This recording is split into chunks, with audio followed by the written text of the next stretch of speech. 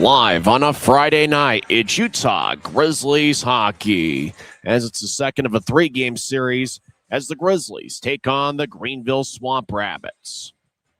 Hi, everybody. Welcome to Utah Grizzlies hockey. I'm Tyson Whiting. We're going to have a ton of fun here this evening, as it's the second of a three-game set as the Grizzlies are taking on the Greenville Swamp Rabbits for the third time this season. Utah is 3-1 all-time against Greenville. Utah got a victory on opening night on October 17th as they got a 3-1 victory at Greenville. And then Wednesday night, Swamp Rabbits got a 3-1 victory. As nobody scored in the first period, Greenville outshot Utah 9-7.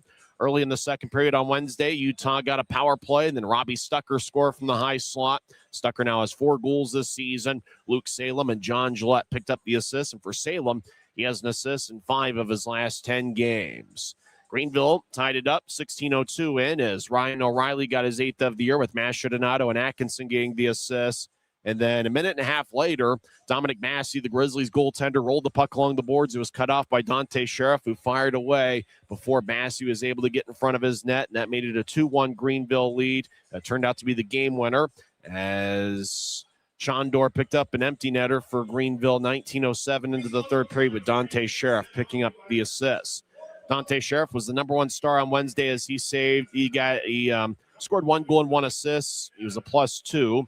Isaiah Seville picked up the victory for Greenville as he saved 24 of 25.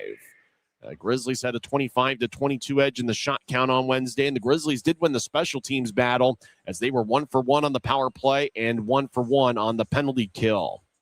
Utah's power play has certainly been outstanding over the last 4 games as they are 6-for-14 on the man advantage. Utah's hoping for a few more power play opportunities as they've been working the puck pretty well as of late. Utah has scored 15 goals in their last 4 games, despite only scoring 1 in Wednesday night's contest, as both teams had last night off.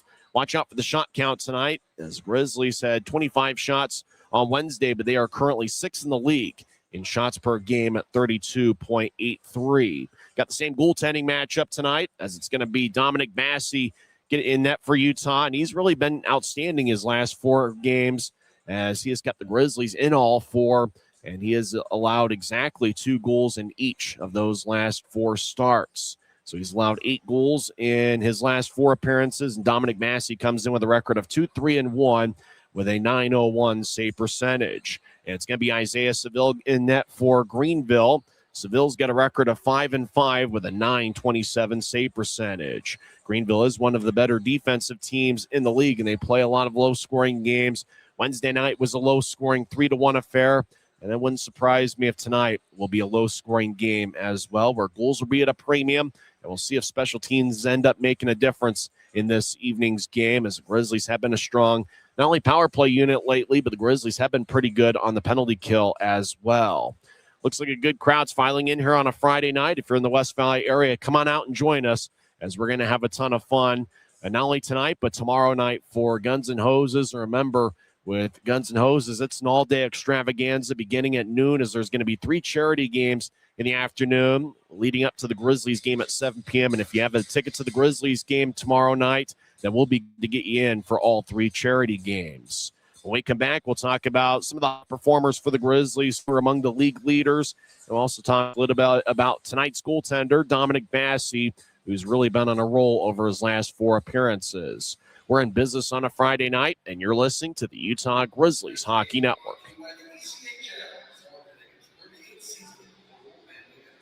Grisby commutes to work by riding UTA. It gives him time to make friends and relax before arriving to the Maverik Center. But how can Grisby keep enjoying that feeling throughout the entire day? An idea! Utah Transit Authority, proud sponsors of the Utah Grizzlies.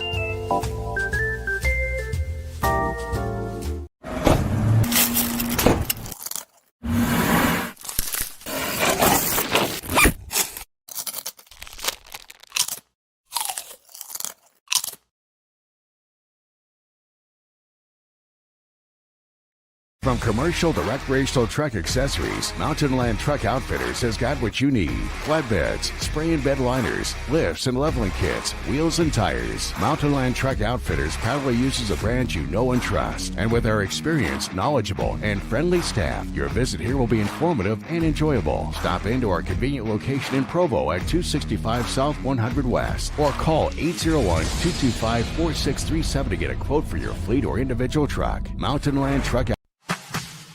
Every new day is a chance to be kinder to your body and your mind. U of U Health is here to help you build strength and confidence every day. Let us help you be a better you. U of U Health, official health partner for the Utah Jazz, Utah Hockey Club, Utes Athletics, and the Utah Grizzlies. Take the first step today at uofuhealth.org.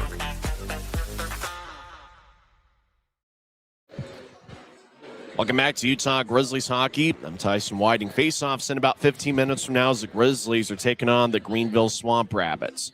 Utah's looking to find a way to get back on the winning track here at Maverik Center. Utah has been a strong road club this year with a record of 12-11-2 away from Maverik Center. But at home, the Grizzlies are just 3-11-1, and they are taking on a Greenville team that is about even in terms of how they play both at home and on the road this season. There have been quite a few standout Grizzly forwards this season. Talk about Reed Lebster, who's tied for second in the league with 21 goals. Lebster has 11 goals in his last 17 games, and he's been a consistent force for the Grizzlies all year. Danny Genev, the all-star representative, leads the league with 167 shots on goal. Genev has 33 points, which ranks second among league rookies. He has 13 goals and 20 assists, and he's also third among rookies with 11 power play points, and he's fourth with 20 assists.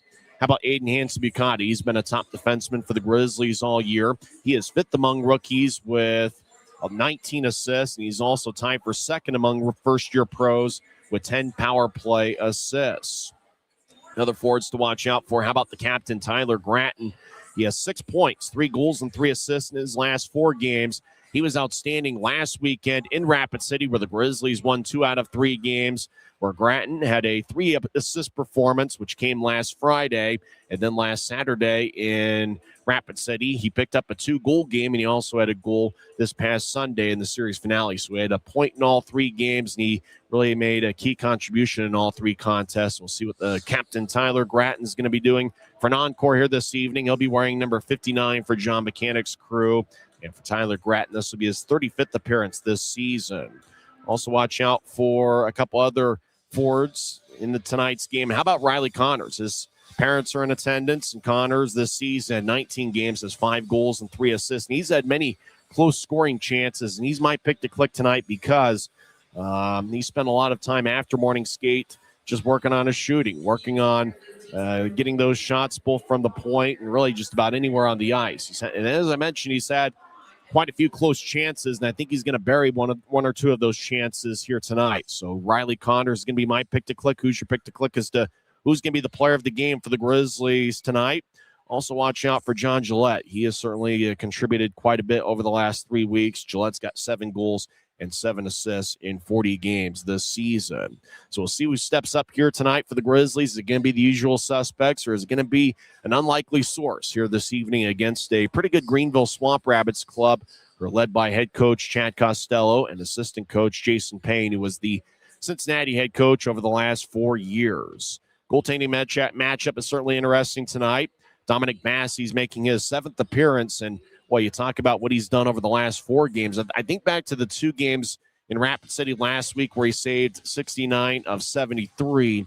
And then Wednesday night, he kept the Grizzlies in it, stopping 19 of 21. And that's been the big thing over the last 4 games that Massey's appeared in, as he has kept the Grizzlies in every game, as he has allowed exactly 2 goals in each of those last 4 games, dating back to January 18th here at Maverik Center against the Kansas City Mavericks. So we'll see what the Grizzlies do here tonight against the Greenville club that's featuring 2 former Grizzlies. Keaton Mastrodonato is one of Greenville's top scorers this year, as he has 9 goals and 13 assists for 22 points in 32 games. And former Grizzly Cole Fraser is going to be in there. He's got 1 assist in 28 games. He's a newer addition to the Greenville club. When we come back, we'll go over the starting lineups for both teams. We're in business on a Friday night, and you're listening to the Utah Grizzlies Hockey Network. Since 1939, America First has helped people start businesses, buy homes and cars, and achieve their financial goals. Today, our top priority is still the financial success of you and your family, which is why we're giving new members $100 when they sign up for a basic savings and checking account, and another $100 when they upgrade to premium checking and enroll in and use direct deposit. So head to americafirst.com today and join the credit union that always puts its members first.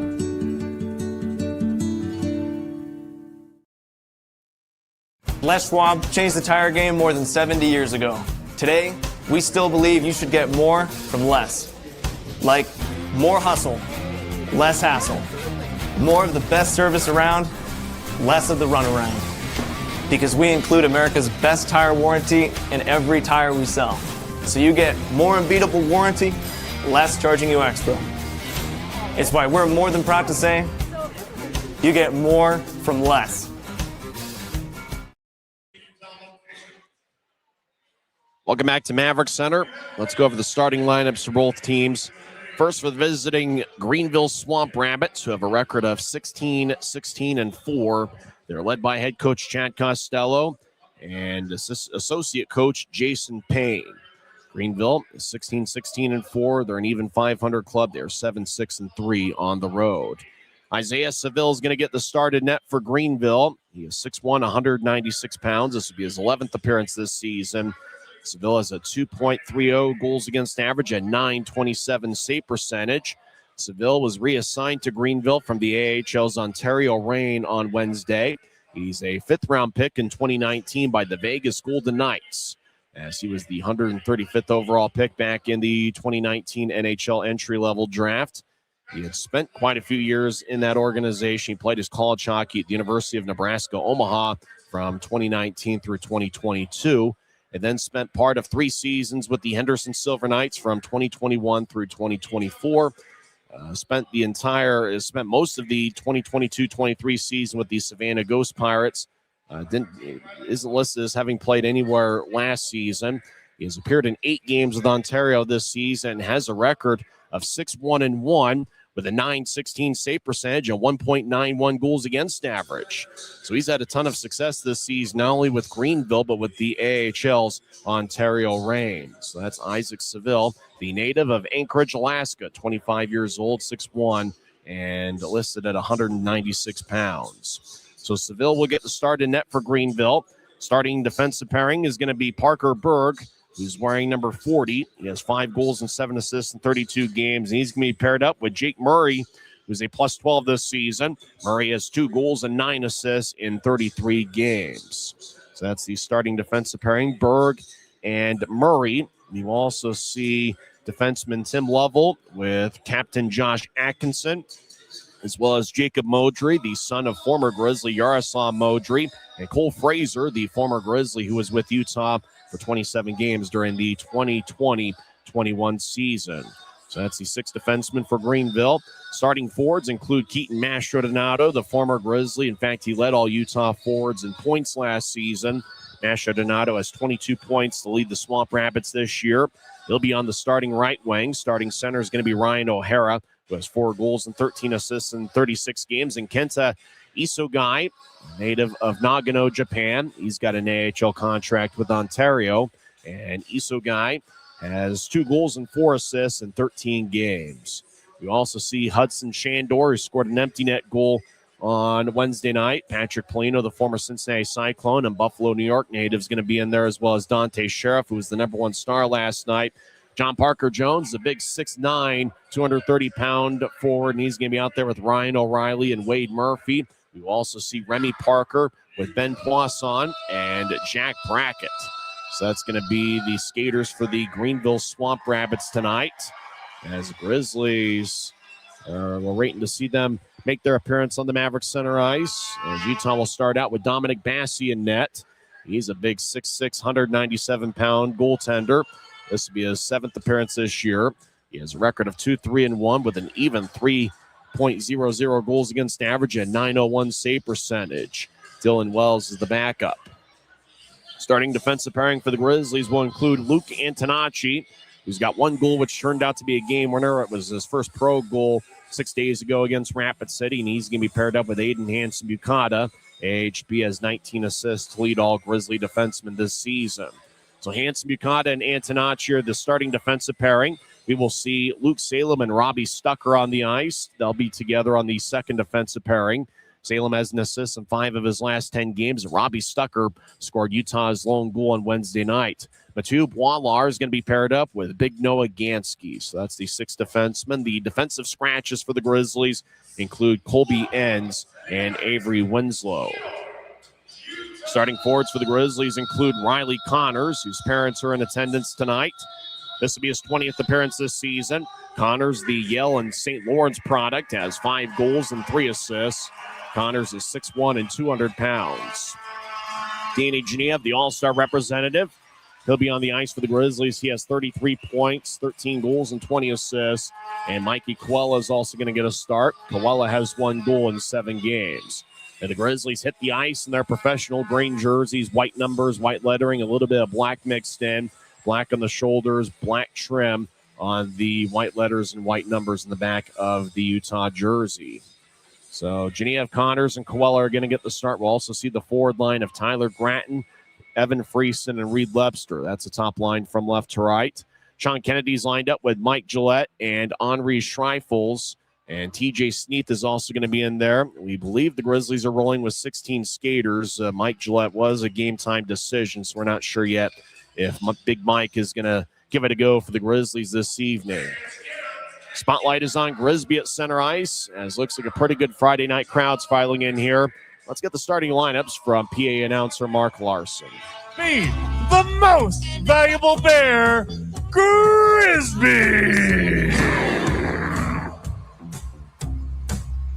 Starting on defense, wearing number 3, Luke Antonacci.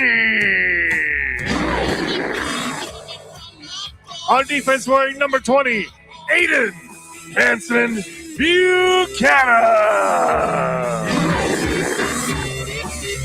At forward, wearing number 12, Riley Connors.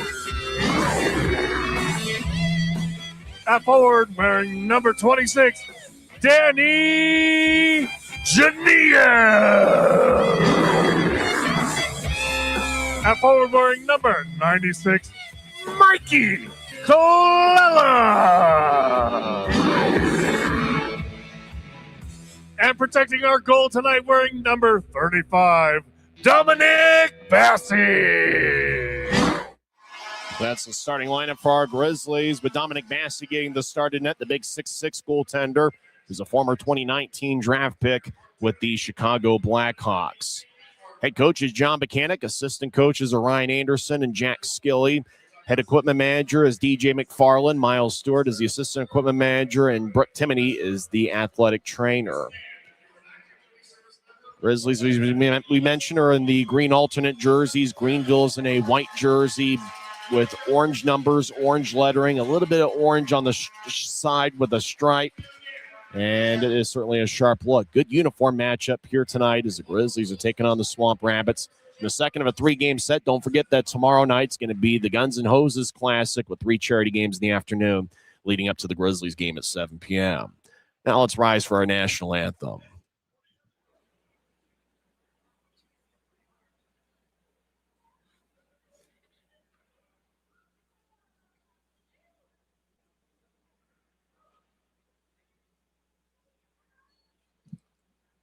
Now, please rise and remove your caps. Tonight, our national anthem is being performed by Hillcrest Junior High.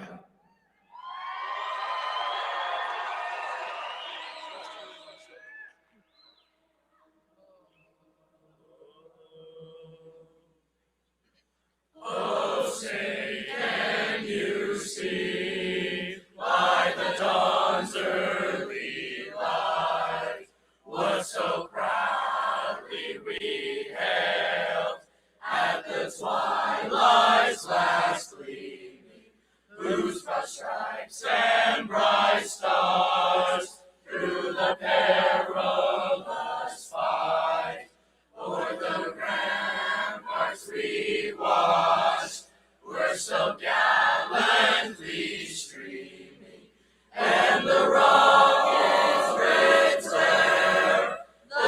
bombs bursting in air gave proof through the night that our flag was still there. Oh, say does that star-spangled banner yet wave o'er the land of the free and the home of the brave.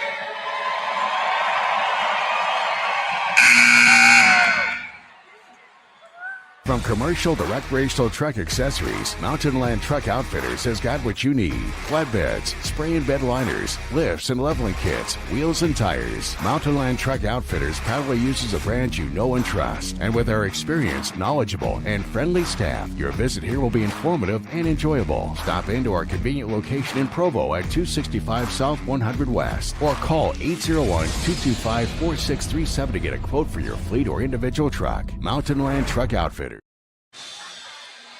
It's a great night for hockey as two big standings points are on the line as the Utah Grizzlies take on the Greenville Swamp Rabbits in the second of a three-game series. Fifth all-time meeting between the clubs. Utah is 3-1 against the Swamp Rabbits all-time. It's only the second meeting between these clubs in their history here at Maverik Center.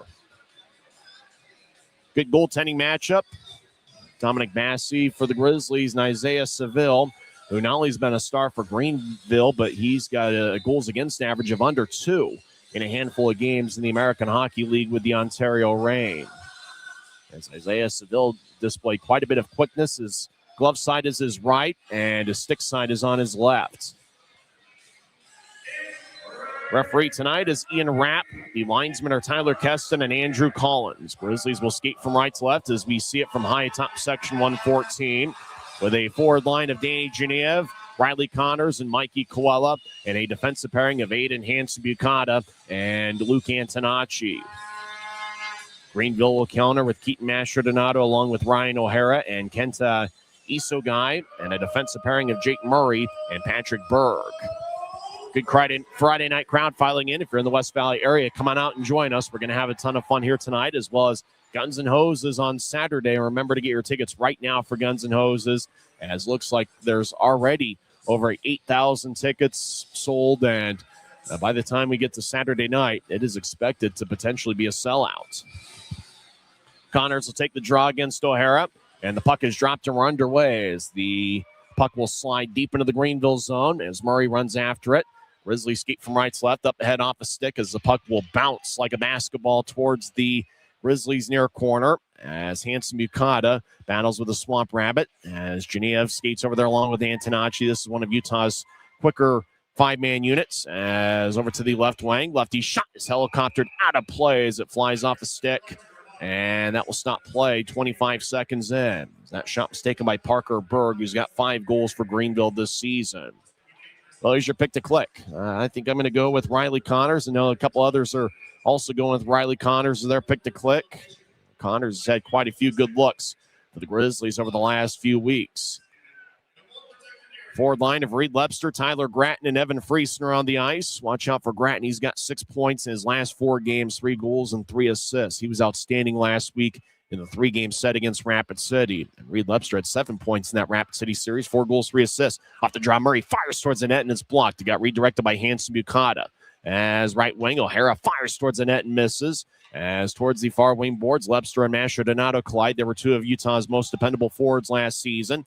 As the puck lifts in the air, Murray gloves it and drops it. He's a big 6'3 defenseman, plus 12 this season. Up top, Mastrodonato fires towards the net, blocked away by Antonacci. As taking the puck is Evan Friesen. He'll bounce one across towards Antonacci, who will slice to his left. Lepster over the offensive line, feeds towards Gratton. Right wing, he'll take a lefty shot and goes high. As Loy fired it over Seville's head. Puck will slide towards center ice off the boards left wing as Polino gets on 2 knees and look to center it, and it's taken away by Gratton. Robbie Stucker back towards the near wing, and he'll fire it off the boards. The puck will wobble and collapse towards Lepster in the left wing at center ice. Lepster tried to dump it in as it kicked off the Tim Lavelle's skate as Dante Sheriff crosses center ice, and he'll fire it in deep. As Polino to the right corner, Sheriff joins the play. Greenville gets it up top, and it bounced off of level stick and goes back to neutral ice. Level dancing around with Mike Gillette on the ice. Gillette was a game-time decision, but it looks like he's good to go despite the fact that nobody bothered to let me know that he was going to play despite not playing on Wednesday night. Sheriff crosses center ice, steps over the offensive blue as he is out there with Gansky, and Gansky took it away as Noah Gansky gets hit from behind. Now he gets it ahead towards TJ Sneath in his second Grizzlies game, and we got a fight! Mathieu Poilard is going to get after it with big John Parker Jones. Fights at center ice as Parker Jones gets to two knees on Poilard. Gets in a headlock with him. Both guys back to their feet. Poilard gets in a quick right. Now John Parker Jones goes to town with a couple body shots. Now Poilard swings with a couple rights. Poilard with a big-time right. Now John Parker Jones, 3 rights. Poilard gets in an uppercut. Now John Parker Jones keeps swinging. Poilard's helmet comes down as now John Parker Jones drags down Poilard. First fight we've seen in quite some time as Poilard puts both palms in the air to get the crowd fired up. John Parker Jones is listed at 6'7", 230. Might even be a couple inches taller than that. Mathieu Poilard goes 6'2", 225. So 2 big guys squaring off at center ice. Seemed like there were a few body shots on both players, but they looked like both guys were able to get a couple rights in, but looked like more of a wrestling match than a boxing match as the fight came a minute 55 into the contest.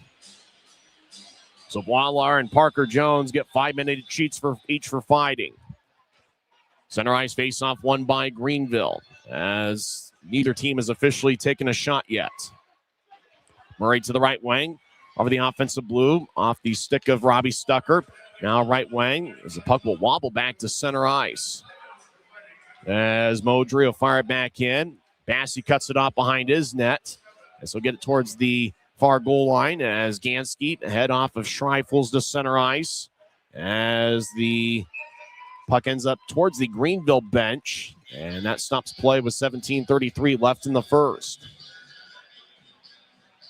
They show the replay of the fight. Looked like Poilard tried to end it early. Parker Jones got back to his feet. Parker Jones got in a few rights.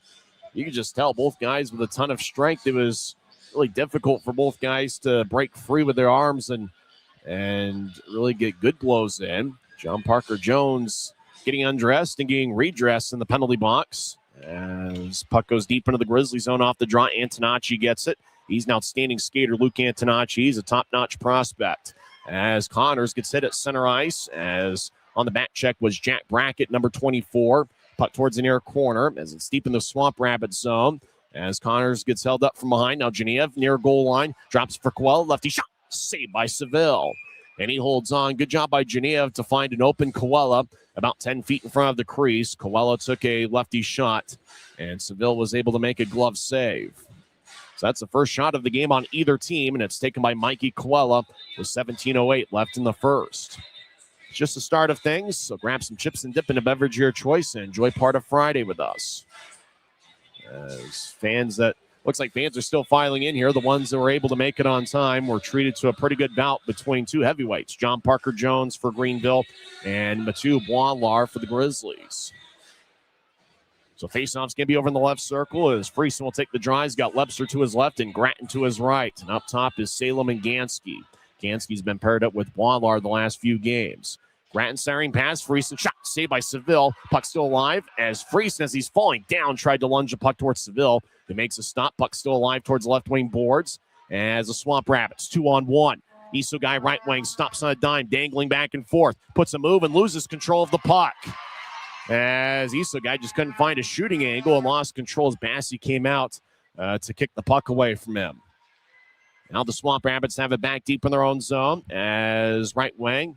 O'Hara over to Iso guy, and he'll drop it from Asher Donato. Left wing, righty shot, saved by Bassey.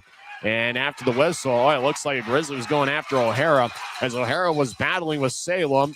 And now it looks like an episode of the Jerry Springer Show is breaking out as Masher Donato and a Grizzly really getting after it. And that's Evan Friesen in the Maestro as, boy, already quite a bit of physical action here early on. And that's something that the fans love to see. A lot of spirit as the Grizzlies protecting Dominic Bassi as O'Hara and Salem collided near Bassi, and then it was on. As Grattan got after Ryan O'Hara, and then Friesen and Machadonado. Right there as Friesen kind of pushed Machadonado towards the crossbar. So quite a bit of spirit and spunk here by both teams in the first 3.5 minutes. Still no score. Grizzlies have outshot the Swamp Rabbits 3-1. John Gillette will take the draw. And referee says, let's do it over again. Gillette for the Grizzlies and Patrick Polino for Greenville. Now it looks like Polino. He talks with Tim Lovell. Polino's kicked out of the face-off circle. And it's Hudson Shandor, who scored an empty net goal in the last minute of Wednesday night's game. As Greenville won 3-1. Shandor wins the draws. Polino will skate towards the left corner as he's over in the left wing. So kicking off a Grizzlies skate. Utah back at center ice. Kennedy will dump it into the left corner as he collides with Lovell. As Kennedy throws Lovell towards the glass. Boy, physical action here early on in the first 4 minutes, and the fans love it. As Schreifels, he collides with the Swamp Rabbit. Puck goes to center ice. Polino will pitch it in. Hanson Buchanan plays it, but not with a high stick, according to the officials. Gillette to Kennedy, and Kennedy gets blasted by Cole Fraser. Fraser's a guy that will mix it up from time to time. He's a pretty strong, dependable defenseman. As Polino over in the right wing gets it back up top. As Modry fires lefty shot, stick saved by Bassi. Rebound goes towards the far corner. As now behind Bassi's net, Hanson Buchanan will get it. As he'll slide it towards Antonacci. He'll race along the left wing. Antonacci crosses center ice, and he'll move it to his right for Friesen. Evan Friesen stops on a dime. It directs up top to Antonacci. He fires a righty shot, and that's blocked. Rebound goes towards Jacob Modry, whose brother Luke Modry used to play for the Utah Outliers about 5 years ago. As TJ Sneath will bounce one in. As Grizzlies will get Antonacci off. He's replaced by Luke Salem, who's sporting a sweet-looking mustache. 1-on-2. Murphy crosses center ice. Wade Murphy, the former Idaho Steelhead, can't get his way around Gansky. As Luke Salem will race across center ice with good speed. Salem over the offense line, gets the high slot, lefty shot, saved by Seville. Rebound goes to Greenville. Swamp Rabbits out to Machadonado, right wing at center ice. No backhand it in as he comes off the ice at the end of a shift. As Salem now Connors, he gets hit by Ben Poisson. As well, this has been a very physical first segment of play. Grizzlies off the glass. The puck will wobble to center ice. As Grizzlies will get a few fresh forwards on the ice. As Greenville, they try to get towards Poisson at neutral ice. He couldn't reach it, and icing is on the Swamp Rabbits. As there's 14:31 left in the first.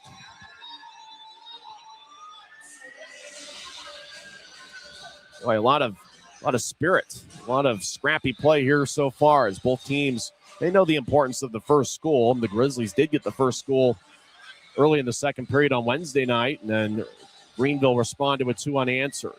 Swamp Rapids have played a ton of close, low-scoring games this season. Utah's trying to find a way to get things rolling here on home ice. Puck back to neutral ice as Danny Genev dances around near the Grizzlies bench. Now he'll throw it back into Utah's zone for Hanson Mukata.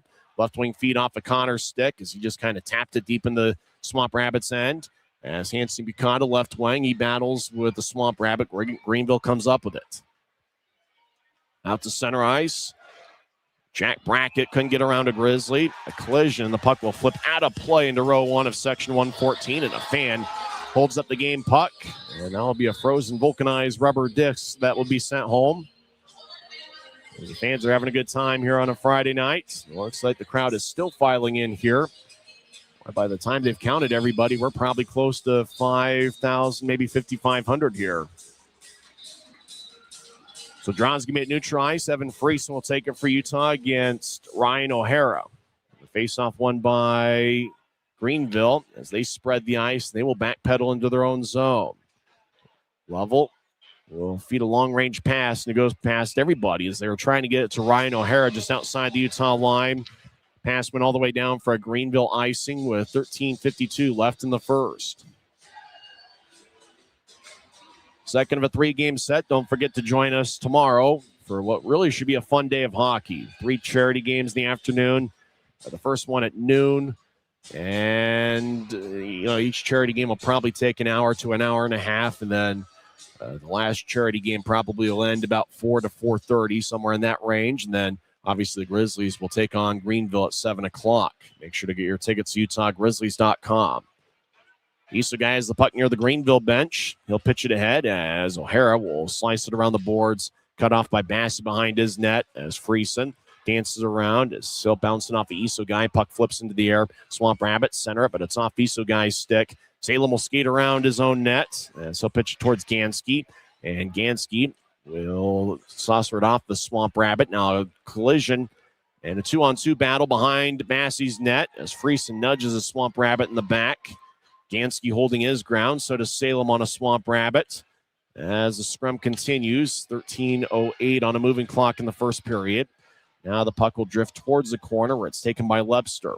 Reed Lebster head towards Friesen as the puck to center ice. Now Grattan left wing. He fires lefty shot, and that one sticked away off of Atkinson's stick, and it flies out of play. Josh Atkinson, the Greenville captain. Incidentally enough, the captains on both teams each wear number 59. No score. Grizzlies have outshot the Swamp Rabbits 4-2. 12:54 is the time remaining in this first period. This is the Utah Grizzlies Hockey Network. Grisby commutes to work by riding UTA. It gives him time to make friends and relax before arriving to the Maverik Center. But how can Grisby keep enjoying that feeling throughout the entire day? An idea! Utah Transit Authority, proud sponsors of the Utah Grizzlies.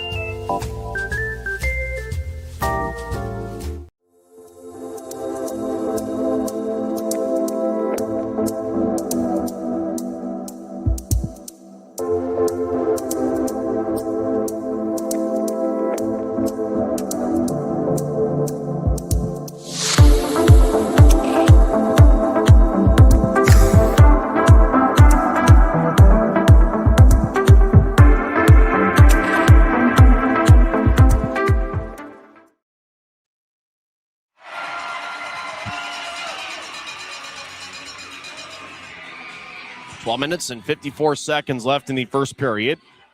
Wallar and John Parker Jones reach out of the box after serving their fighting major. Grizzlies 4 shots to Greenville's 2. As face off in the Swamp Rabbit zone, and it's won by Greenville's. We're back to live action as Swamp Rabbits Jacob Modry, as he'll feed it towards Cole Fraser. Fraser, who's been with many teams in this league, very patient with the puck, wearing number 51. Now outlet it, looking for Sheriff, who wasn't trying to find the puck now. TJ Sneath gets it. He skates towards the left corner. As Sneath now will skate around Greenville's net as Fraser throws down Sneath. As Grizzlies gets the right wing, Gillette lefty shot goes wide. Gillette chasing after it. As Sheriff cuts in front of Gillette to take the puck. Now John Gillette, he gets pushed by Modry as Schreifels over in the left corner dancing around. Now Schreifels gets thrown into the boards by Modry. John Gillette gets double teamed by 2 players. Now Schreifels gets the puck. He'll feed it to the right wing. Antonacci, righty shot. And it bounced off of Seville's glove and stays in play. Hanson Bucata, left wing, around the boards. Connors accepts the puck. He'll skate towards the right corner with speed. As Connors breaks free of Frazier, tried to hold him up. Now Fraser around the net. He collides with Mikey Quella. Fraser will backhand it ahead towards his left. Rink wide feed, angle right, connects towards Sheriff, who stops in the right point. As the Swamp Rabbits were changing around him. Now Sheriff gets it in deeper in the Grizzly zone, and he'll come off for a change. As Greenville towards the far corner gets up top. Berg dancing around in the left point. He fires lefty shot, saved by Bassey. Wallar and Jones, they each fought each other about 6 minutes ago. Now they stare each other down in front of the crease. As Bassey bobbled it for just a brief second, but he was able to recover before Greenville was able to get another shot off. That's the third shot for Greenville. As fans are still filing in here, as it does look like we've got a pretty good Friday night crowd. Next to last game in the month of January. It's been a little bit of a rough go of it for the Grizzlies in the win-loss column this month, as Utah is just 2-9-1 in January, and they're looking for their first victory in the 2026 calendar year here at Maverik Center. Swamp Rabbits having the right wing as Jake Murray skates towards the right corner. John Parker Jones gets pushed by Boilar. Those are 2 heavyweights, 2 strong players. Boilar might be naturally the strongest of all the Grizzlies. Gansky over towards Coella. He will slice one towards his left. Connors gets the puck, jumps around Berg. Puck to the right corner as Connors, he gets hit, but keeps his feet. 2-on-2 battle over in the corner. John Parker Jones and Gansky collide. Gansky's got an A on his green sweater as Jake Murray gets the puck, and he'll tattoo it off the near wing boards. Ryan O'Reilly gathers the puck. He'll drop it as Greenville, they look to center it, but O'Reilly wasn't looking. Puck back to the left wing as Greenville over in the left point. Cross ice feed off the boards. Atkinson fires lefty shot, saved by Bassey as ricocheted off his blocker. Now back to the left corner. Salem occupies the Swamp Rabbit, lifting their sticks so they couldn't get the puck. Now Gansky gets it for Utah. Noah Gansky, I thought about a rink-wide feed. Instead, just moved it about 10 feet to Lebster. Over to Salem down the middle. Salem over the offensive blue. Fires lefty shot. Didn't get much on it as Atkinson was all up in his grill. As Stucker in the right point. And so bounce one in deep. Genev gets it off the boards. Tries to jump free of Atkinson. Starting pass to Friesen off his stick. Lebster around the net as he'll skate towards left point, and he'll leave it for Hanson Mukata. AHB starting pass. Friesen. Shot to score!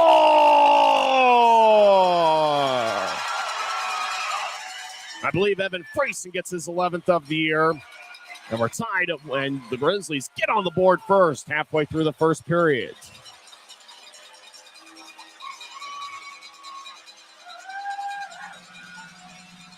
The crowd's going nuts at Maverik Center as Hanson Bukata had the puck towards the left corner.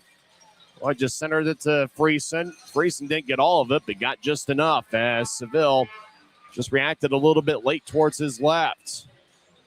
So Friesen will get his 11th of the year. He is third on the team in goals. Hanson Bukata picks up his 20th assist, and Reed Lebster gets his 13th assist of the campaign. Time of goal 9:56 in, and for the second straight game, the Grizzlies score first.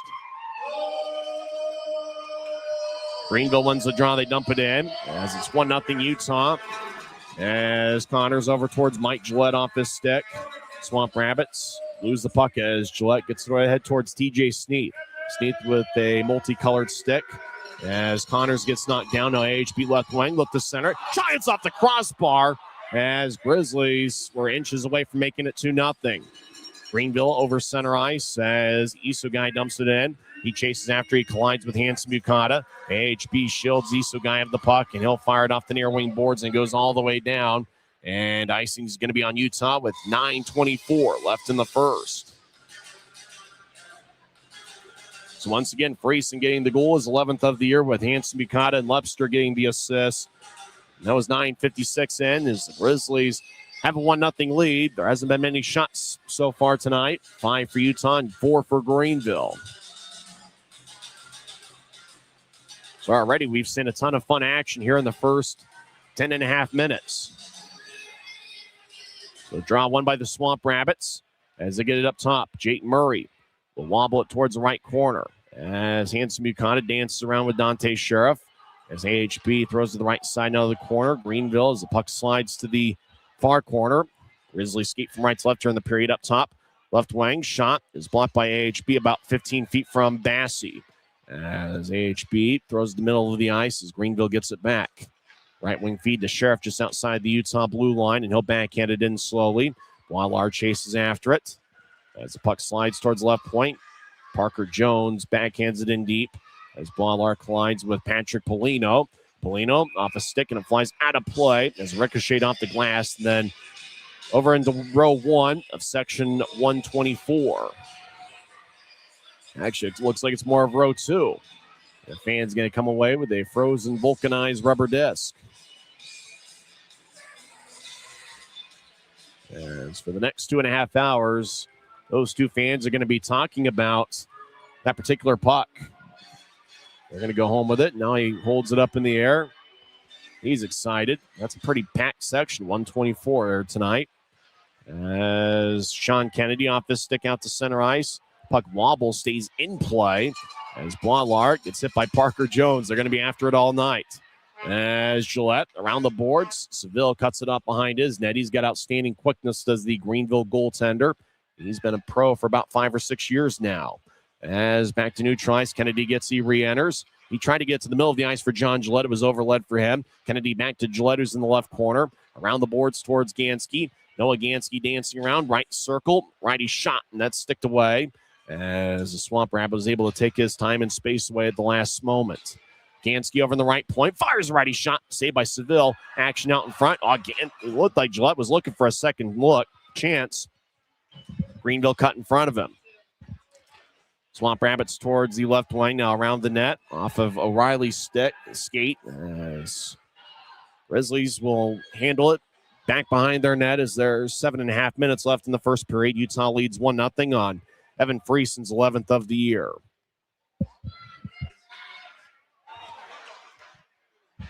Wadlar has the puck tap off his stick.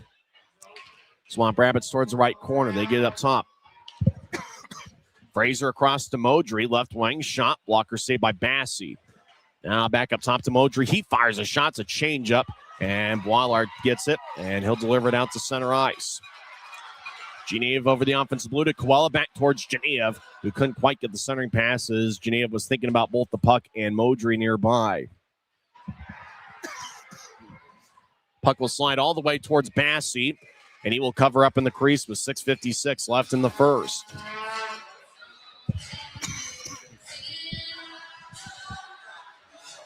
So both teams have 5 shots difference in the game as the Hanson Bucata centering feed to Evan Friesen, 9:56 in. The importance of the Grizzlies getting off to a fast start. After all, when scoring first, Utah's 11, 7, and 5 on the year. When the opposition scores first, the Grizzlies are just 4, 15, and 2. Interestingly enough, this is home game number 16 for the Grizzlies, and it's only the 7th time where Utah has scored first here at home. Oddly enough, the Grizzlies are just 1-5 when scoring first at home this season. Grizzlies win the draw as Stucker will fly it out to center ice. Now Jake Murray has it, and he'll get it ahead, but it goes towards the stick of Stucker, moves it about 50 feet out to Genev. Now left wing. Friesen lefty shot sticked away by Murray, and it flies out of play. As there's 6:43 left in the first. Both teams will meet in the series finale on Saturday night, and then the Grizzlies will be on the road next week for a 3-game set against the Tahoe Night Monsters. That series is going to be a Wednesday, Friday, and Saturday series. February 4th, 6th, and 7th. Face-off all 3 nights will be at 8 o'clock. So draws over in the left circle. It's won by Utah. Hanson Bucata dancing around. He fires lefty shot and it goes wide. Seville didn't have great vision of it as he was late a little bit moving towards his left where the puck was headed. Swamp Rabbits get challenged by Grattan. It slides towards Seville. Greenville avoids danger. Now ahead to Masher Donato. Right wing, crossing center ice. He curls one towards his left as O'Hara couldn't get a shot off. Now he gets some lumber in the back from Friesen. Puck will stay in play near the Swamp Rabbits bench. Berg off the boards towards Masher Donato as he battles with Hanson Bucata. Now O'Hara, right wing, he swings and misses as he had Boilar up in his grill. Hanson Bucata back deep in his own end. He'll skip one ahead for Lebster. Lebster picked up an assist on the Friesen goal over to Grattan. Grattan, the Grizzlies captain, as he gets tapped away by Lovell. Grattan, the second-year pro, feeds to the right corner as Plano rolls it back behind Greenville's net. Swamp Rabbits, a very patient team with the puck. They're a team that likes to play a controlled game. They have it deep in their own zone. As fans take up a Let's Go Grizzlies chant. Now Lovell will move it towards his left as Plano will slide it ahead. Shondor chases after it. Shondor gets the puck left goal line, starting pass to Sheriff, and he didn't get much on a one-time attempt. As Boilar head towards Mike Gillette, number 91. Gillette was a game-time decision, but was good to go. As Gillette rolls along the boards, now back towards the left wing. Gillette gets cut off with Patrick Polino.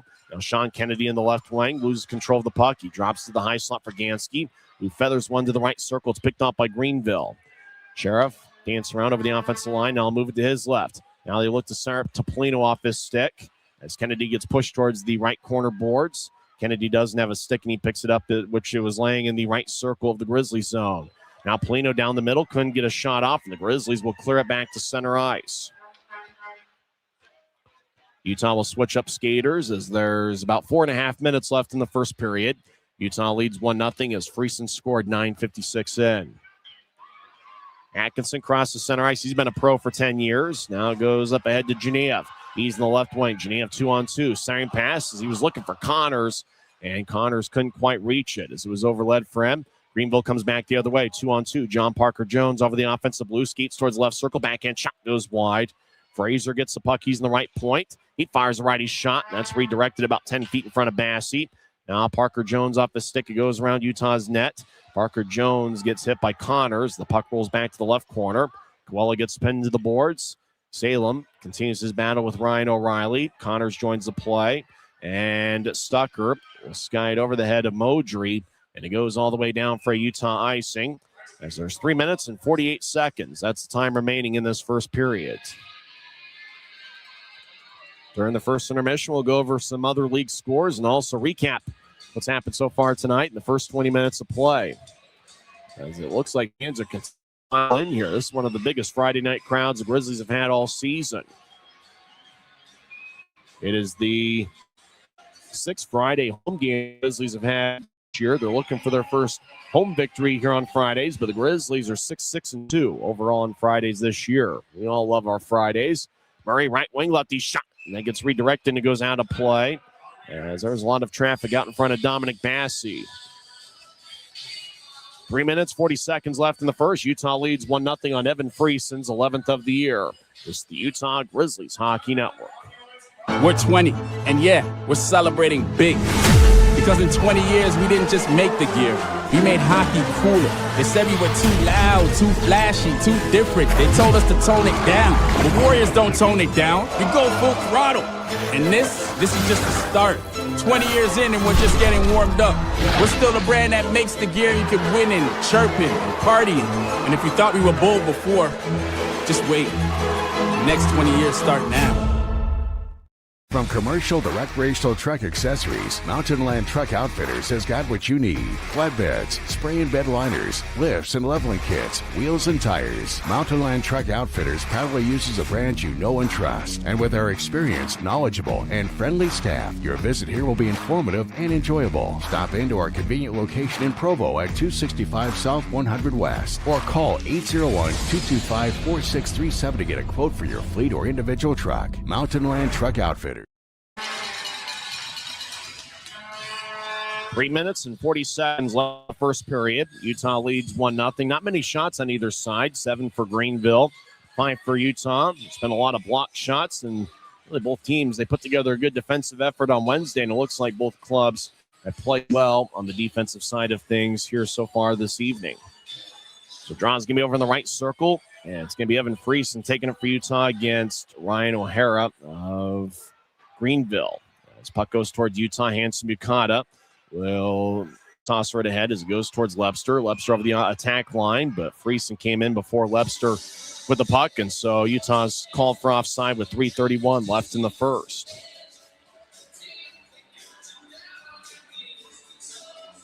Ton of action across the league. We'll get to those scores during the intermission. Let's check in on those Mountain Division scores.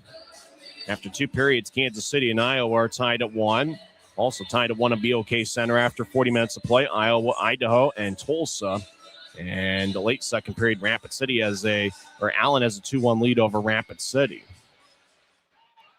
Neutral zone draw won by Greenville after the Grizzlies were called for offside. Rink wide feed, angle right, tape to Mastrodonado. And he'll float one towards Bassey as the puck just kind of wobbled in the air. Now left wing, level across to Murray. One-timer, and it goes wide as he didn't get all of it. We haven't had a single power play. We did get 5 minutes for fighting about 2 minutes in with Boilar for the Grizzlies and John Parker Jones for Greenville. Murray in the right wing, cross-ice feed as Greenville's shot is blocked by Friesen. Now the puck goes back to neutral ice. Greenville will have to tag back up.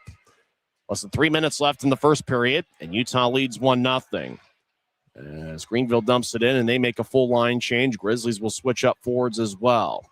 Among the 5 shots Utah has in the first period, Friesen has 3. Salem and Mikey Coella have 1 each. Gillette left wing, lefty shot, saved by Seville.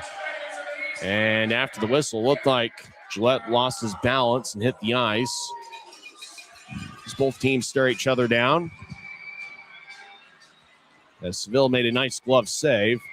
And then Gillette just kind of followed his shot, and Josh Atkinson, we saw some of that last night, where Atkinson, he tests the officials, and there's only one referee tonight, and he He's kind of nudged John Gillette in the back for having the audacity of following his own shot. So faceoff's going to be over in the left circles. There's 2:38 left in the first. John Gillette will take the draw. His brother Mike Gillette is back in the lineup after missing 2 straight games. It looks like they didn't give Utah an official shot on that. It looked like it would have gone wide anyway, but they didn't give a shot on goal to John Gillette there. So Utah is still at 5 shots. And 3 of them have been taken by Evan Friesen, including the goal 9:56 in. Sheriff crosses center ice over the offensive line, tries to get around Boileau, makes a nice jump cut, right wing, righty shot saved by Bassey, and the net gets dislodged as Bassey did a good job just kind of hugging the near post. Bassey made the stop, and with the net coming open, play stops with 2:17 left in the first. It's game 41 of 72 for the Grizzlies. There are 4 different Grizzlies forwards who have appeared in every game this season. And that includes Danny Genev, Evan Friesen, John Gillette, and Reed Webster. So Utah has 4 Ironmen here this season. Draw one by Greenville. Level around the boards as Schreifels gets the puck. It's his second home game for Schreifels. He played 1 game with Wheeling last year. As Boileau gets the puck along the near side, Boileau ahead towards center ice. Off of Kennedy's sticks, the puck will slide towards Seville. As the Grizzlies will switch up defensemen. And Luke Salem enters the ice with Salem. As Stucker and Salem on the ice, the Grizzlies cross center. As Sheriff around Salem. Now Sheriff will skate towards the left point. He backhands one towards Bassey. It's cut off by Stucker. He'll slide a left wing pass out to Mike Gillette at neutral ice. Gillette dumps it in and slithers his way around one defender. The puck will knife back towards the left wing boards. Grizzlies skate from right to left during the period. As there's a minute 25 on a moving clock. Now the puck was ricocheted out of play into row 1 of section 125.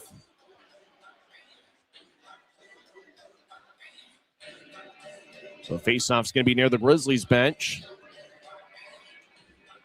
A lot of fun action here so far tonight. Not many shots on either side. Greenville's about in the middle of the pack in terms of shots for and shots against.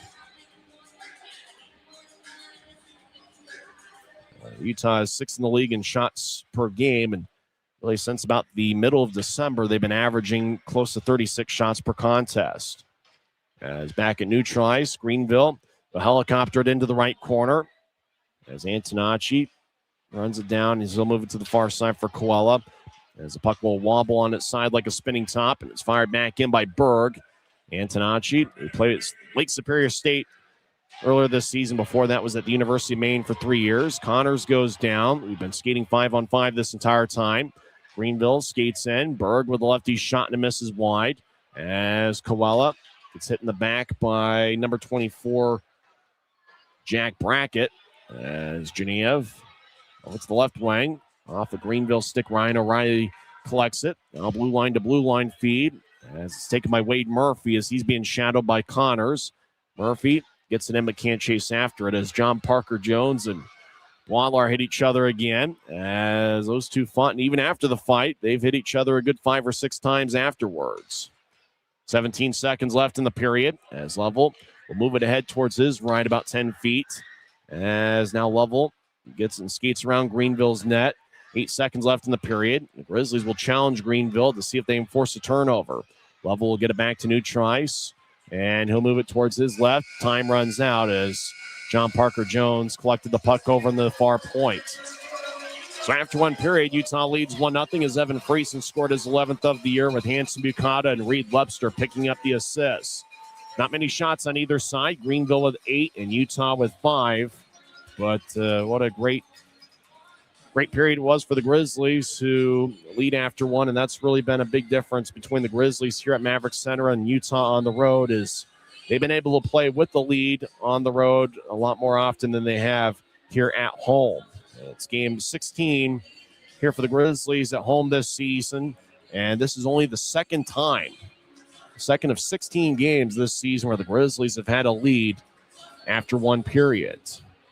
So we'll see what happens in the second frame as we will be skating 5-on-5 to start the second period.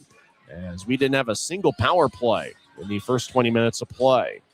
We'll come back and recap the first frame and also go over some league scores. We'll also maybe check in on some NHL scores on the other side. There's only one NHL game tonight, and that is in progress. We'll go over that score as well.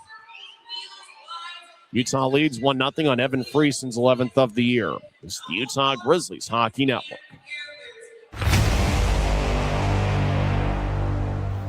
Tonight's game is brought to you by the ECHL, celebrating its 38th season of affordable family entertainment. The ECHL would like to thank everyone in attendance for your support of ECHL hockey. The ECHL would also like to recognize the following league sponsors: AMI Graphics, exclusive signage provider; Athletic Knit, official jersey supplier; Baron Rings, official championship ring supplier; BFL Canada Insurance and Sutton Special Risk, sponsors of the 2026 ECHL Hall of Fame induction ceremony; Dash, official mobile auction platform; The Fairley Group, official commercial insurance provider; Flow Sports, exclusive streaming provider; Hotel Planner, official hotel reservations partner; Howie's Hockey Tape, exclusive hockey tape and lace provider; In Glasgow, exclusive puck provider; Prolific One, exclusive secondary ticketing partner; and Warrior, exclusive on-ice equipment provider and title sponsor of the 2026 ECHL All-Star Classic. Catch all of the ECHL action live in high definition by logging on to flowhockey.tv. We're 20, and yeah, we're celebrating big. Because in 20 years, we didn't just make the gear. We made hockey cooler. They said we were too loud, too flashy, too different. They told us to tone it down. The Warriors don't tone it down. We go full throttle. And this is just the start. 20 years in and we're just getting warmed up. We're still the brand that makes the gear you can win in, chirping, partying. And if you thought we were bold before, just wait. The next 20 years start now.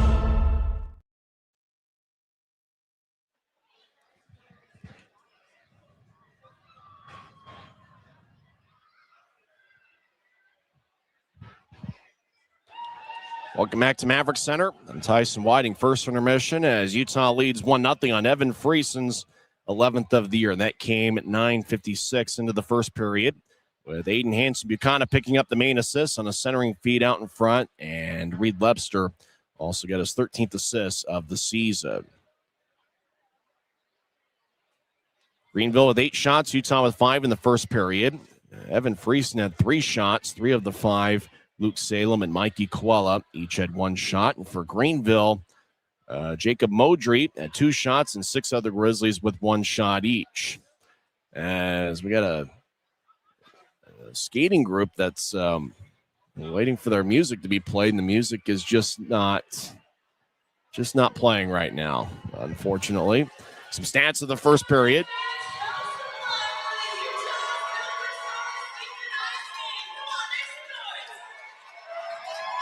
In terms of scoring chances, Utah had 4, Greenville with 3, although it looks like the scoring chances were evened up 4 apiece. Greenville won the faceoff battle 15-7 in the first period. Hits, well, there were quite a few of them. Utah with 9, Greenville with 11, and both teams had 5 giveaways in the first period. As looks like the synchronized dance team is just, and that might just be the performance. They're just kind of in sync, waiting for, I believe, their music to be played. But nevertheless, there wasn't a single power play in the first period, but there was a fight. A minute 55 into the first period, John Parker Jones and Mathieu Boilar, 2 heavyweights, as Boilar goes 6'2", 225 pounds, and John Parker Jones listed at 6'7", 230, although I think earlier in his career when he was with the 12 Riviera Lions, he was actually listed as closer to 6'9".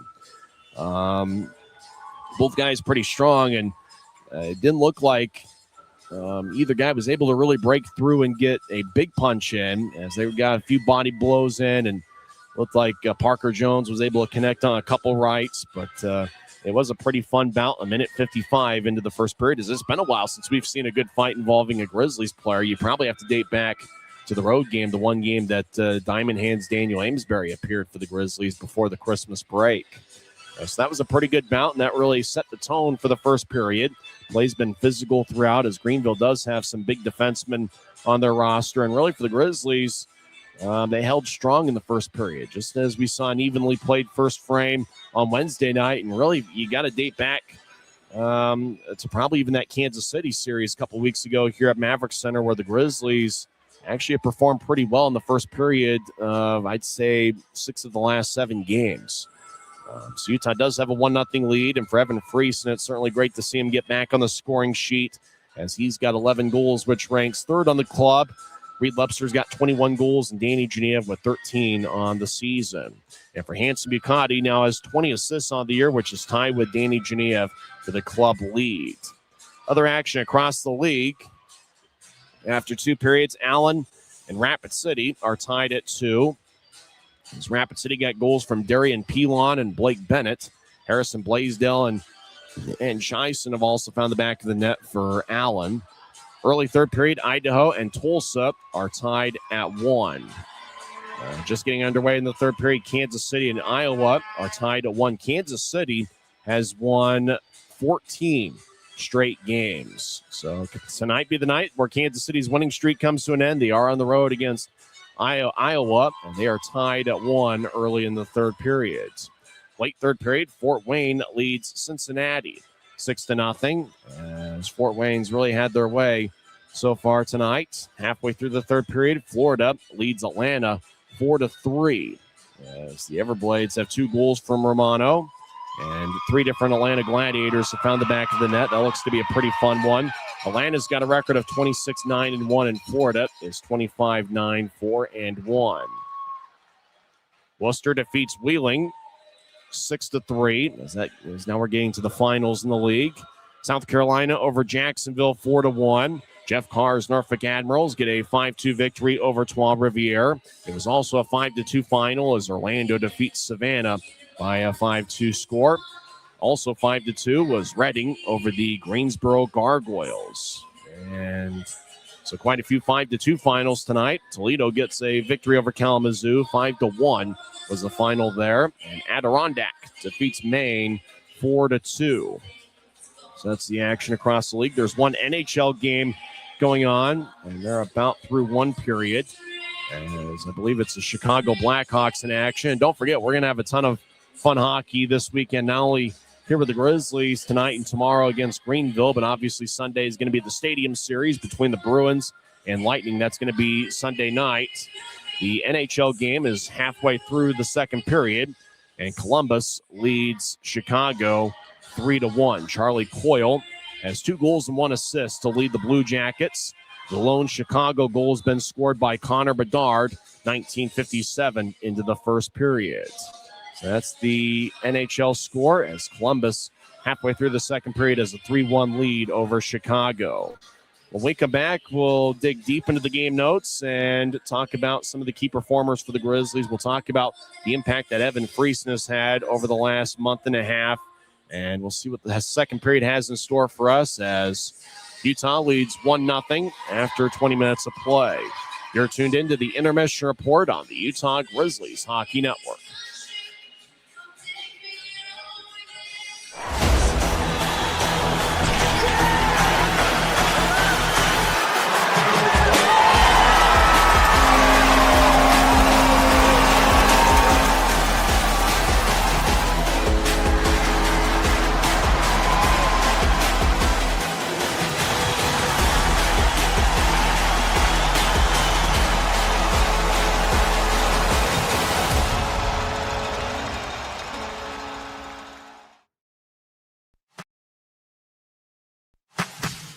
Every new day is a chance to be kinder to your body and your mind.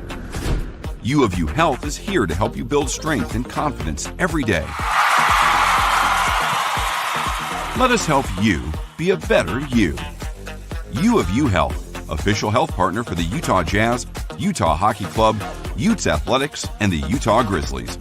Take the first step today at uofuhealth.org.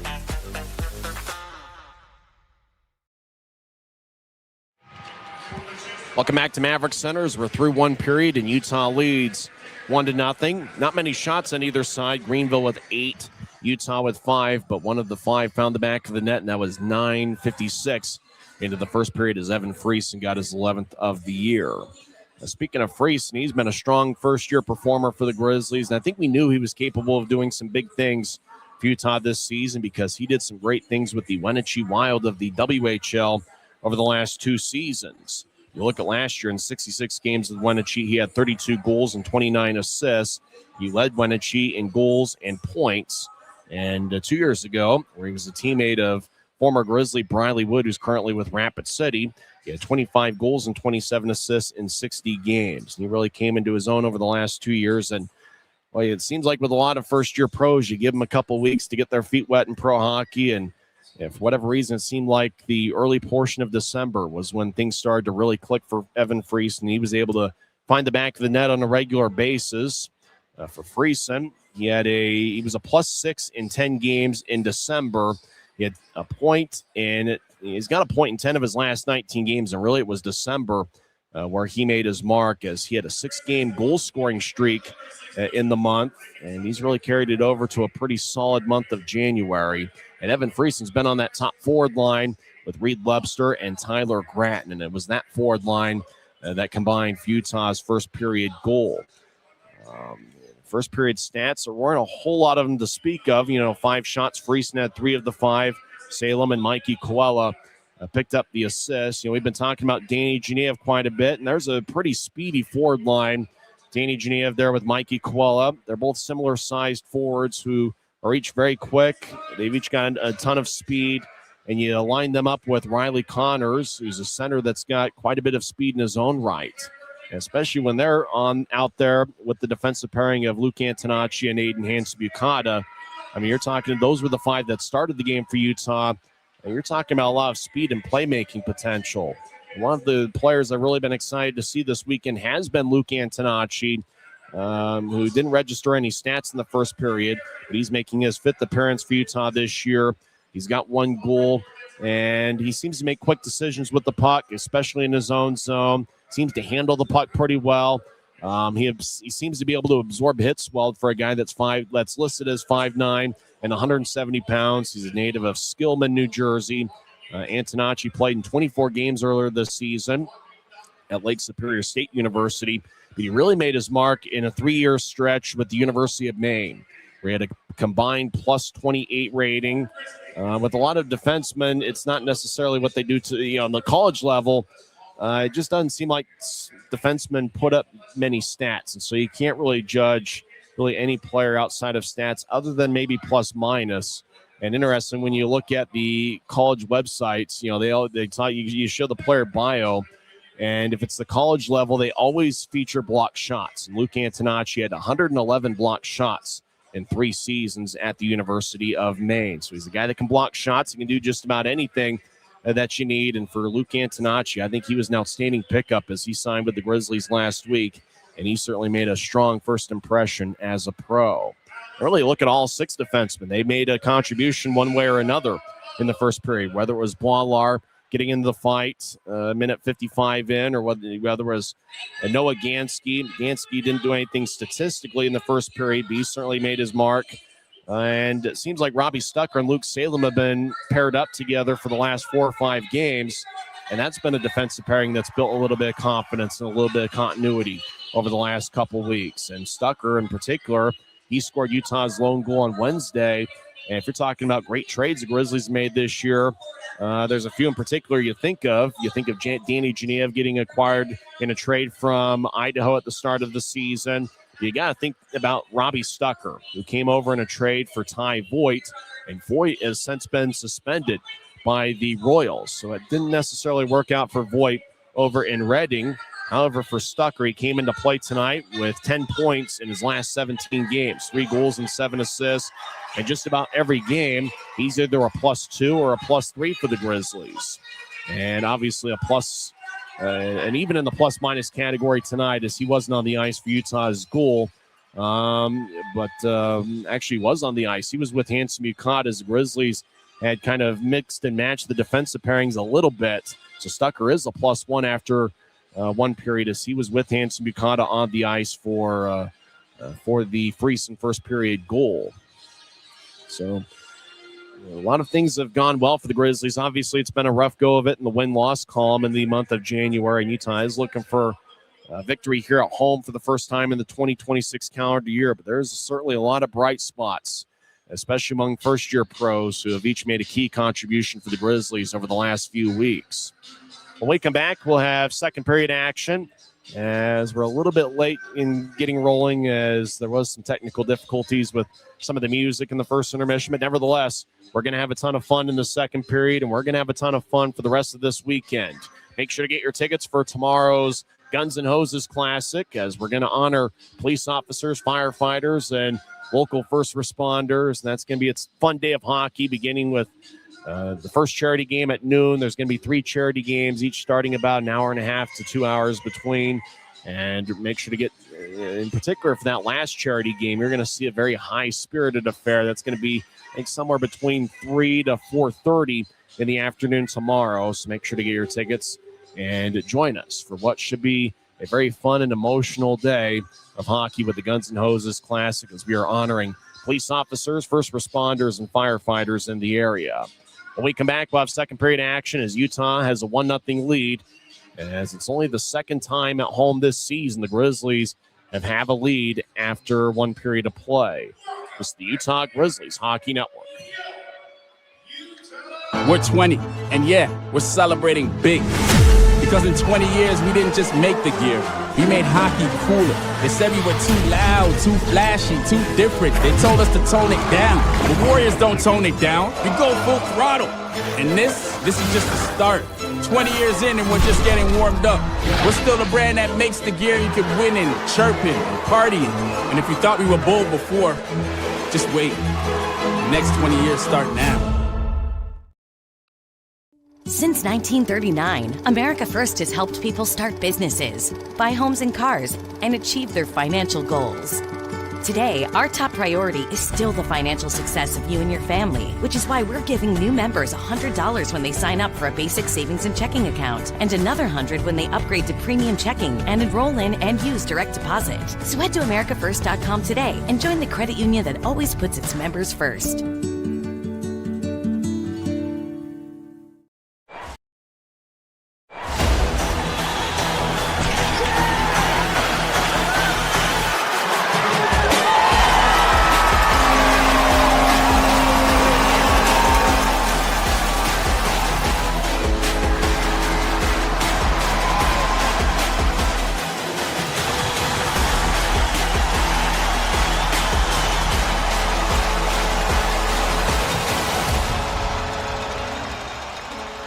Les Schwab changed the tire game more than 70 years ago. Today, we still believe you should get more from less. Like more hustle, less hassle. More of the best service around, less of the runaround. Because we include America's best tire warranty in every tire we sell. So you get more unbeatable warranty, less charging you extra. It's why we're more than proud to say, you get more from less. We're about set for second period action as the puck is dropped at center ice, and it's won by Utah. The Grizzlies have a forward line of Genevieve, Connors, and Koala, and a defensive pairing of Hanson Bukata and Luke Antonacci. Now Greenville has it there in their own zone. Grizzlies skate from left to right here in the period as Jake Murray head off a stick. Genevieve, lefty shot, saved by Seville. Boy, the puck glanced off a stick onto the middle of the ice, and Genevieve fired a lefty blast, but Seville made the save. And he stops play with 19:41 left in the second. First shot for Danny Genevieve tonight. He came into play leading the league in shots on goal with 167. So make it 168 for Genevieve, who's averaging over 5 shots per game in the month of January. So Connors will take the draw in the left circle. He's still out there with Genevieve and Koala. As face-off won by Utah. Genevieve left corner, fires lefty shot, and it's blocked as ricochets off a stick towards Mastrodonato along the far wing boards. Now he'll get it out towards Level. Jumps trying to break free as the puck is in the Grizzlies' own high slot. Grizzlies will move it ahead.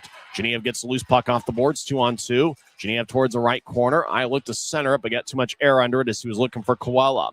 Now 2-on-2. Greenville race over the offensive line, right side. Centering pass is sticked away by Robbie Stucker. Great defensive play by Stucker in his second stint with the Grizzlies. Atkinson over to Isugai, left wing. Lefty shot goes high as it goes over Bassey's head and crashes off the glass and stays in play. Greenville trying to get towards Isugai. It's back to the right point. Now Isugai gets it in the right circle. Centering pass off Mastrodonato, hacks away, and a score. And Keaton Mastrodonato gets some revenge on his former team as the celebration aisle's slow to get started. And Mastrodonato, the former Grizzly, ties it up. Well, Isugai centered it to ricochet off the Stucker stick. And Bassey trying to cover up, but Mastrodonato saw it was still loose, and he just kind of muscled the puck past the goal line. And interesting, the celebration pile near Mastrodonato never really got started. As, you know, DDP, Diamond Dallas Page, used to have self-high fives, kind of looked like a self-high five and one-man party for Mastrodonato celebrating the goal. That comes a minute, 7 seconds into the second period. But they're going to take an extra look at it. So it looks like they're going to go to video replay. So call on the ice is a good goal, but they're going to take an extra look at it. You know, Mastrodonato kind of looked like he was overpowering the puck, just trying to kind of muscle it past Bassey. And maybe they're checking to see if Bassey had it covered up. And it's kind of an awkward-looking play as the puck ricocheted off a Stucker's stick on towards the crease. And then once it ended up in the crease, there wasn't really a defenseman there. It was really Bassey and Mastrodonato one-on-one. One of the things about Keaton Mastrodonato we learned last year as a Grizzlies, he scored goals in a variety of different ways. It wasn't just one-timers from a particular circle or anything of that mark. And in this case, just got out in front of the net and just tried to keep hacking away. Kind of similar to how we saw Cameron Wright score some goals for the Grizzlies back in the 2022-23 season. So if the goal counts, and we're not sure about it yet, Mastrodonato would get his 10th of the year with Isugai and Ryan O'Hara getting the assists.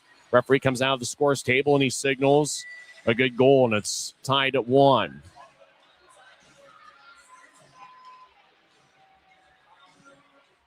So we're tied at 1, a minute 7 into the second period as Keaton Mastrodonato gets some revenge on his former team. So faceoff's going to be at center ice.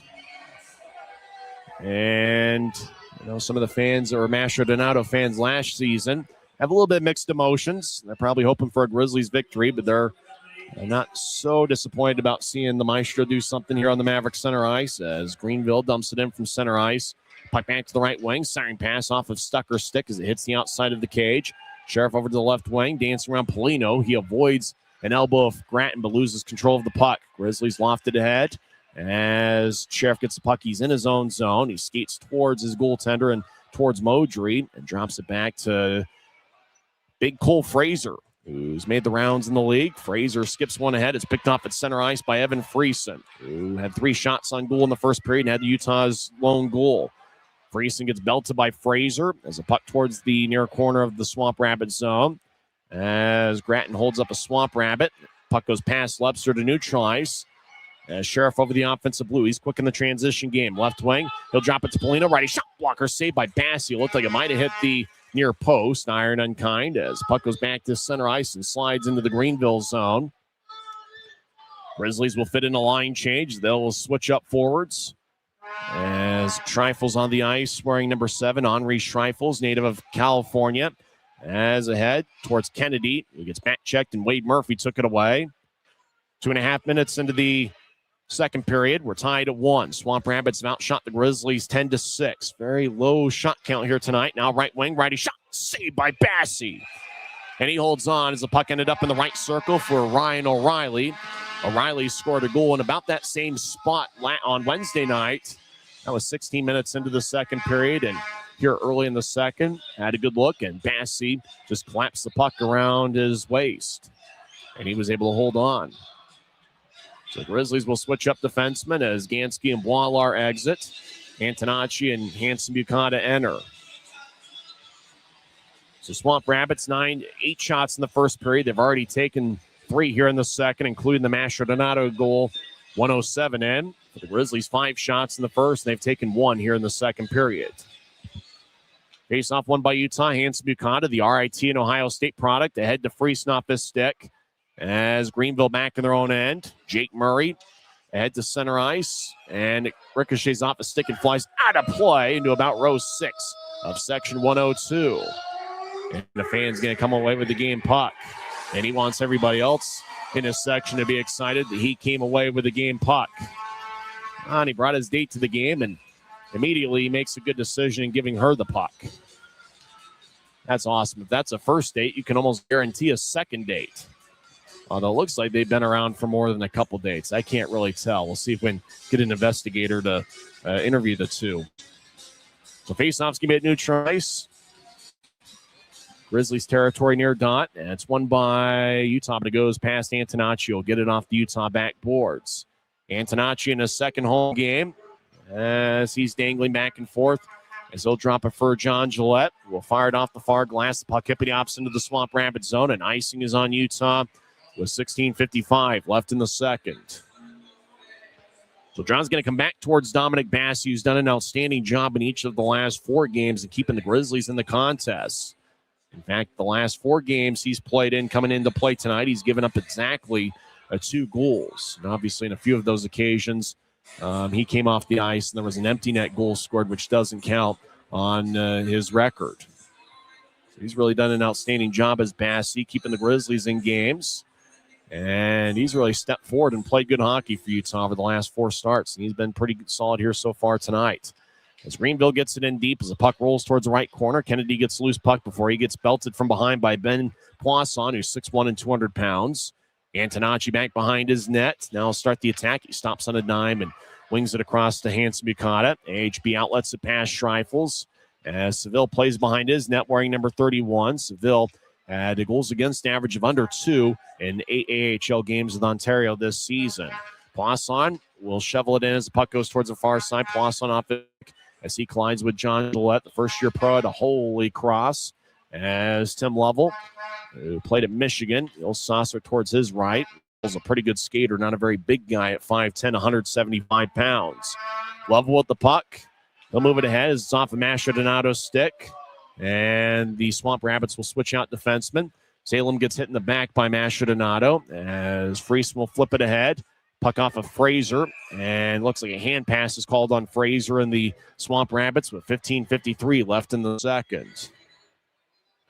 Well, you know, there's a lot of sports and entertainment options out there. We thank everybody for choosing the Grizzlies tonight in their battle against the Greenville Swamp Rabbits. Don't forget to join us tomorrow evening. And if you can't make it out to the charity games, we'd still love to see you out here for the 7 o'clock face-off. And remember to get your tickets now, as they're expecting it to be a sellout by the time the puck drops for the Grizzlies series finale at 7:10 against Greenville. And make sure to get here early because parking might be a little bit more difficult tomorrow than it would be during some of the other home games. Grizzlies win the face-off as Robbie Stucker trying to get it ahead towards Sneath. Now it gets past Sneath. TJ Sneath in the second game of the Grizzlies, a 31-year-old who had played in the Federal League with Topeka earlier this season, was averaging more than a point per game. As Friesen, off of Iso guy, as Friesen tried to dump it in. Greenville quick in the transition game. Iso guy drops it. Sneath gets it for Utah. Sneath kind of tape all around his stick. He's got a multicolored stick, kind of similar to what I'd say Nick Schmaltz wears for the Utah Mammoth, or at least what he's got as his stick.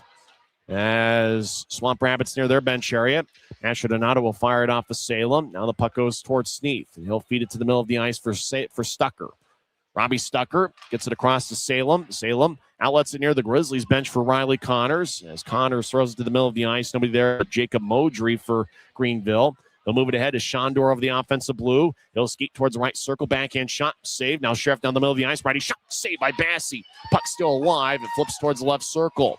Swamp Rabbits skate back towards the left point. Shondor over to Polino's trying to locate the puck. Now back to Shondor. Cross-ice feed. Murray fires a change-up one-timer that goes wide.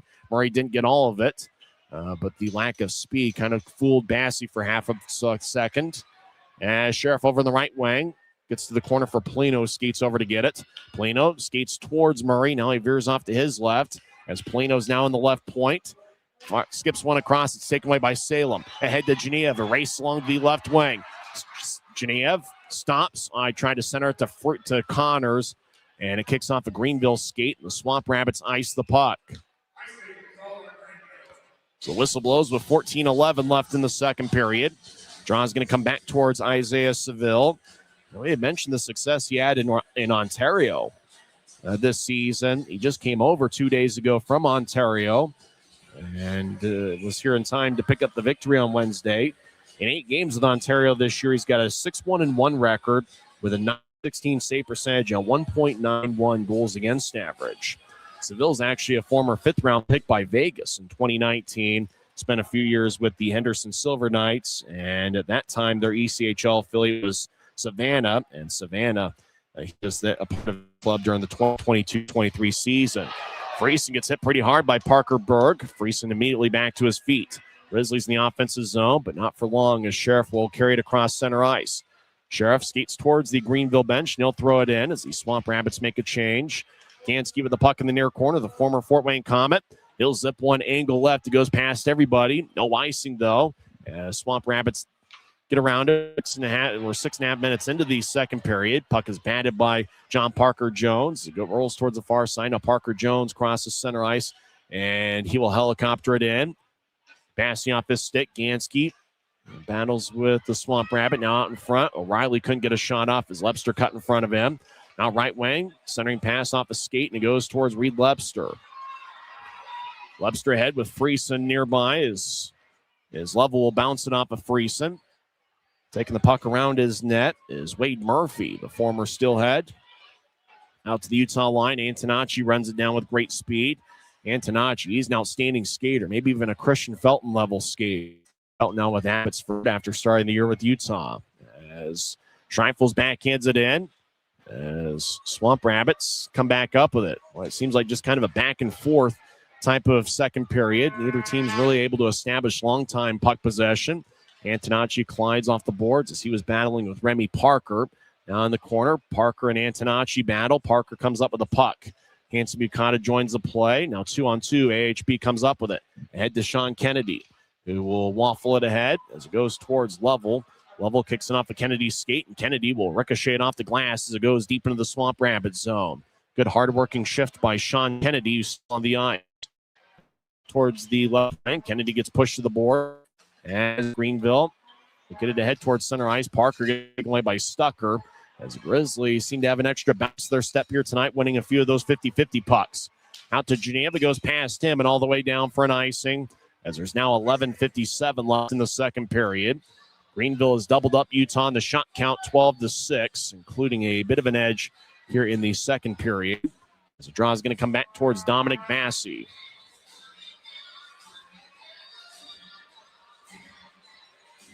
One of the bigger Friday night crowds the Grizzlies have had this season.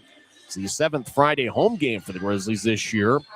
Utah definitely will be home for the majority of the next 2 months, as this is just game 16 at home, as the Grizzlies have already played 25 road games. So face-off won by Utah's Robbie Stucker. Will wobble it ahead. It goes behind Genev as the Swamp Rabbits out to center ice. Ryan O'Hara accelerates with Genev on the back check. Genev took it away. Great job by Danny Genev. Way of steals and deflections and things of that nature were official stats. Genev would be in the top 10 in those categories as well. As Parker Berg back in his own zone. As Swamp Rabbits continue to spread the ice. So they'll get out to neutral ice. A horizontal blue line feed goes across towards Berg, and Berg will sky it in. Stucker gets it around Bassey's net. Stucker stops along the near side as the Swamp Rabbits are challenging the Grizzlies in their own zone. Now Connors with the puck as he races after a loose puck and collides with Iso Guy as it's dumped in. We haven't had a single power play on either side tonight. Salem, long-range feed, angle right, goes towards Genev, who steps over the offensive blue. As Genev, high slot, lefty shot, gets redirected by Connors and goes wide. As Connors drops it for TJ Sneath over to Genev. He danced around in the left corner. Genev goes down as Jacob Modry hit him. Modry goes 6'6" and 216 pounds. Over the near corner of the Grizzlies zone, 2-on-2 battle as Sheriff Feeds up top, left point. Modry runs it down and throws it back to the corner that just about everybody vacated. Gansky around the boards as Modry's able to keep it in. Now he battles with Sneath. Kennedy joins the play. Now Sheriff with the puck at the high slot. It's tapped away by Gansky back to the center red line. Modry fires it in, but Sneath collects it. TJ Sneath along the right wing. Tried to get it ahead to Kennedy, but it was overled for him. As the Swamp Rabbit cut in front of Kennedy for the puck. As Sheriff over at neutral ice, he'll bounce one to center as it bounces off of Antonacci's stick, and the puck will slide all the way back towards Bassey. Play still alive. Boilard to the right wing as Friesen with the puck as he tries to accelerate to the right corner. He gets double teamed as Friesen held up by Level. Fraser joins the play as he battles with the Grattan. Grattan gets tripped up. That's going to be a penalty on Level. It's touched up by the Swamp Rabbits, and Utah will get their first power play of the game. As Tim Lovell tripped up a Grizzly, and referee Ian Rapp was in the right place at the right time to make the call. 9:46 left in the second period, and Utah is 6 for 14 on the power play over the last 4 games. We'll see what they do here next. We're tied at 1 on the Utah Grizzlies Hockey Network. Since 1939, America First has helped people start businesses, buy homes and cars, and achieve their financial goals. Today, our top priority is still the financial success of you and your family, which is why we're giving new members $100 when they sign up for a basic savings and checking account, and another $100 when they upgrade to premium checking and enroll in and use direct deposit. So head to americafirst.com today and join the credit union that always puts its members first.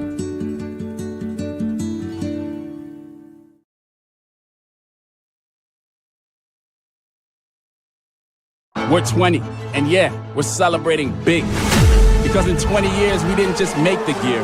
We made hockey cooler. They said we were too loud, too flashy, too different. They told us to tone it down. The Warriors don't tone it down. We go full throttle. And this is just the start. 20 years in and we're just getting warmed up. We're still the brand that makes the gear you can win in, chirping, partying. And if you thought we were bold before, just wait. The next 20 years start now. So Utah will get a power play as Tim Lovell gets called for tripping. 10-14 in. We're tied at 1. Evan Friesen scored 9:56 into the first period, and Greenville tied it up as Keaton Machadonado powered one past Bassey a minute 7 in. The power play has certainly been mighty for the Grizzlies over the last 4 games where they are 6 for 14. They have a power play goal in 4 straight games. They're going up against a pretty good penalty kill unit in Greenville, who is 83.1% on the season. Party of 5 for the Grizzlies is Genevieve, Grattan, Friesen. Up top is Hanson, Buchanan, and Lebster. That's a party of 5 for Utah's. Greenville comes up with the puck. Swamp Rabbits cross center ice, and O'Hara will one-handed deep into the Grizzlies zone. Utah skating from left to right as we see it from high top section 114. As Lebster gets the puck, skates towards neutral ice. So feed it to Genevieve, left wing. Danny rolls it along the boards as Grattan collides with a Swamp Rabbit. Greenville over in the right corner. Grattan bounces one behind Friesen, and clearing it out is Ryan O'Hara. As Hanson Buchanan with the puck, he's got 11 power play assists this season. Ahead to Grattan. We'll drop it back in the Grizzly zone for Lebster. Reed Lebster dances across center ice, moves to Grattan in the right point, but Grattan has a bounce off his stick back to neutral ice. Grizzlies reset. Left wing. Friesen ahead to Lebster, who enters from the left wing. Over towards Friesen and towards Lebster, way by a Swamp Rabbit. Fraser gets the puck and he'll sky it over the head of Gillette. Racing after the puck is Greenville. Polino towards the left circle, take a shot and he scores. Patrick Polino fired it under the glove of Bassey. It's a shorthanded goal for the Swamp Rabbits as they take a 2-1 lead. All right, they're pucking it up back in neutral ice. Polino with a breakaway with momentum, and bang, Patrick Polino makes it a 2-1 game as the Swamp Rabbits have 2 goals on 13 shots.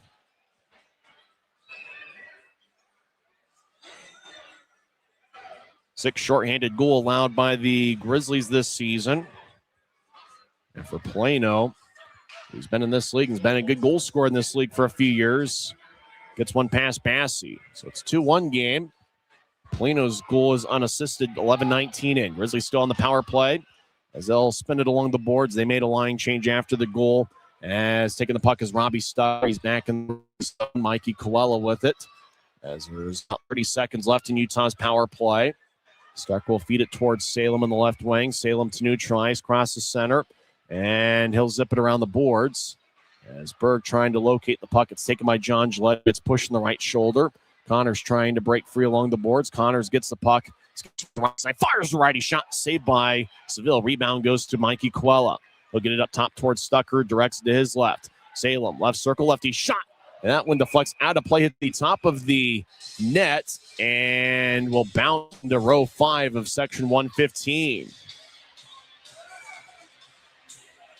The Grizzlies with a couple chances there. Riley Connors, after morning skate, I saw him work on that exact shot just outside the right circle, and he put a lot of velocity on it.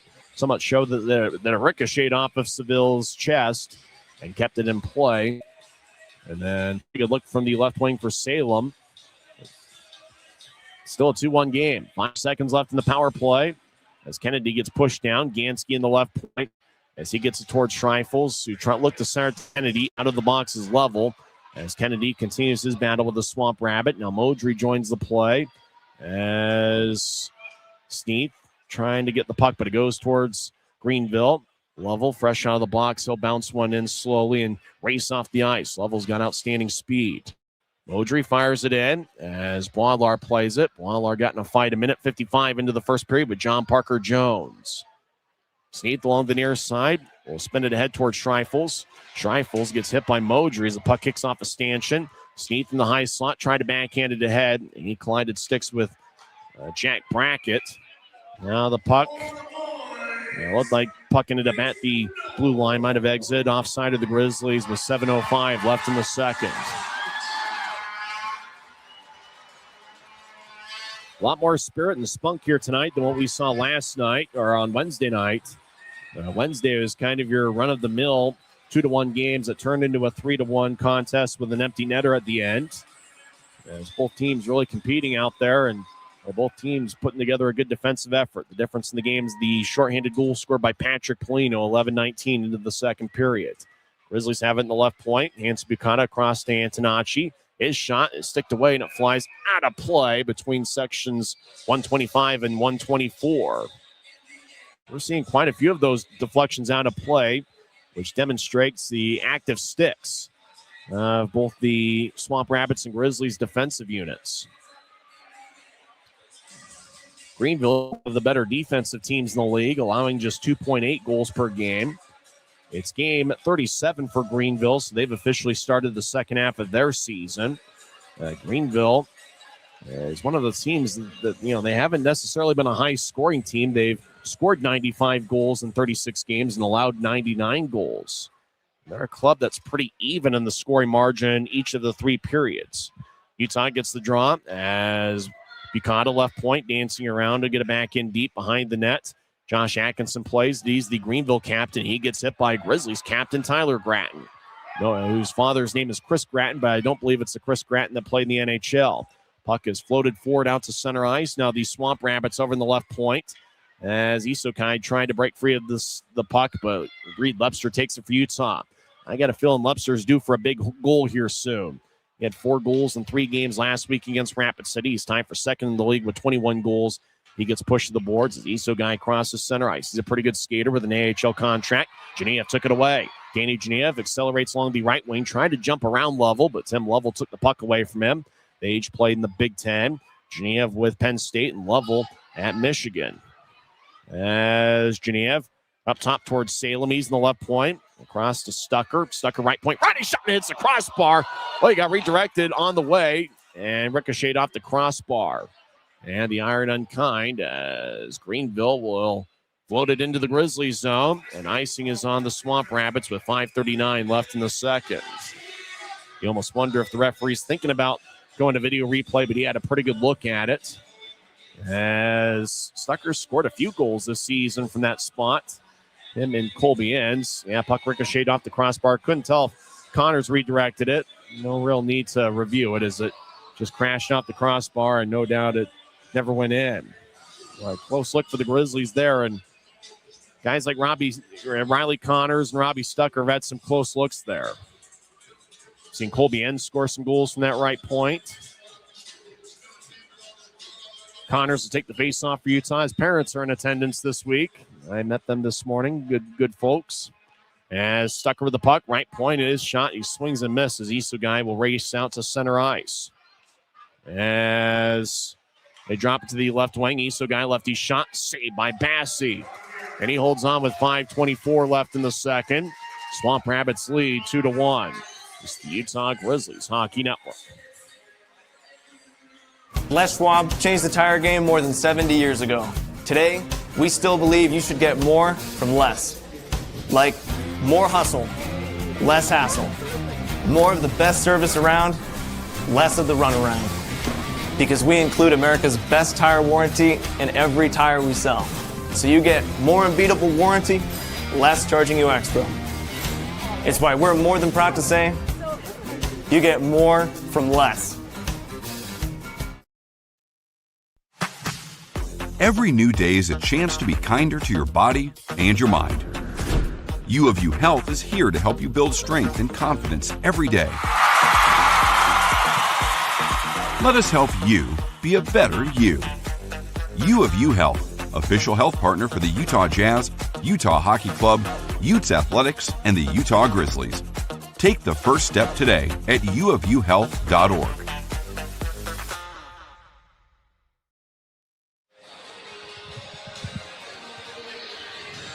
Five minutes and 24 seconds are left in the second period, and Greenville has a 2-1 lead over the Grizzlies.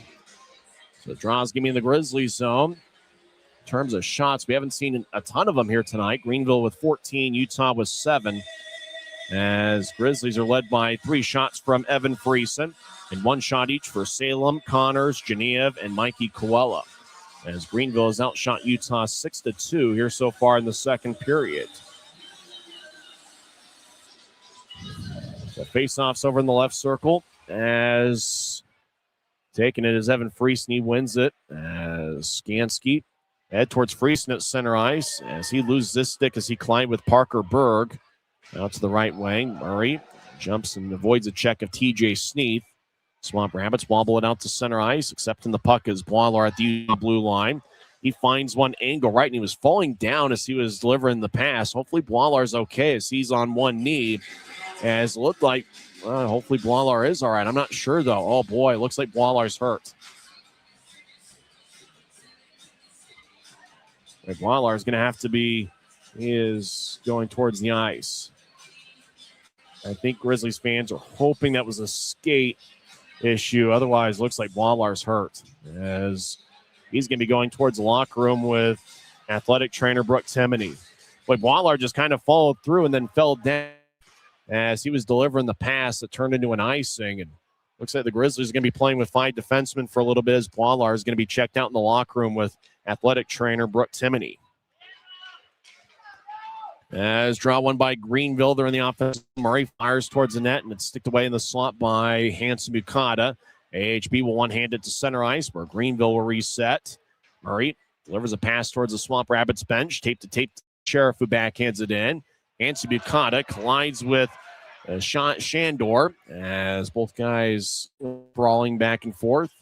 As Shandor held up by Hanson Bukata. AHB's playing more physical, it seems like, as the season's progressed. Along the far corner, Mike Gillette over there with Friesen. Puck goes back towards Sneath. TJ Sneath will sky one. And it's gloved and dropped by Murray at neutral ice. Left wing pass to Sheriff past him. As wrap in the area. Puck towards the left corner. Where it's taken back by the Swamp Rabbits. O'Reilly throws Gillette towards the ice. Mike Gillette, it was questionable coming into play, gets back to his feet. As Murray over to the left wing. As he throws it to John Parker Jones, who couldn't reach it. And icing is on the Swamp Rabbits with 3:57 left in the second. So draw is going to come back towards Isaiah Seville, the Greenville goaltender. As Ryan Anderson, the Grizzlies assistant coach, is talking with the defensive unit. And there's going to be a little bit more communication now that there's going to be an odd number of D as they look at Mathieu Boilar, who unfortunately, as he was delivering a pass, looked like he came up lame. As draw one by Greenville. As Moser over towards Parker Jones. Parker Jones battles. Salem took it away. Luke Salem off his stick on a good poke check by Jake Murray. As Kennedy feeds to his right for Schreifels. Schreifels, as he was falling down, rolled the puck along the boards. As Antonacci off his stick. Greenville 2-on-3 across center ice. Now Parker Jones lumbers into the offensive zone, fakes a shot. Now he takes a righty shot and misses just wide. As Modry will bounce it along the near boards. Antonacci with the puck, but we get a goal. As looks like offside was a call as the linesman pointed towards the Utah blue line. 3:23 is left in the second period.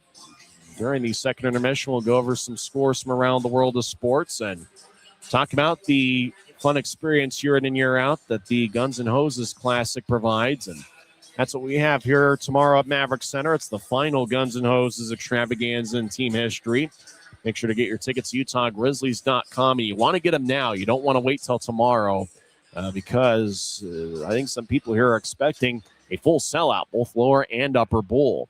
In fact, here tonight, there's a few fans in the upper bowl, and I think they're going to open the whole thing up potentially. And that should be a ton of fun. We know those are great views up there as well, as it's the final Guns N' Hoses Classic in team history. As Swamp Rabbits get it in, no icing as Stucker gets there about the same time. Well, it looked like everybody was anticipating a whistle, and a few players stopped playing.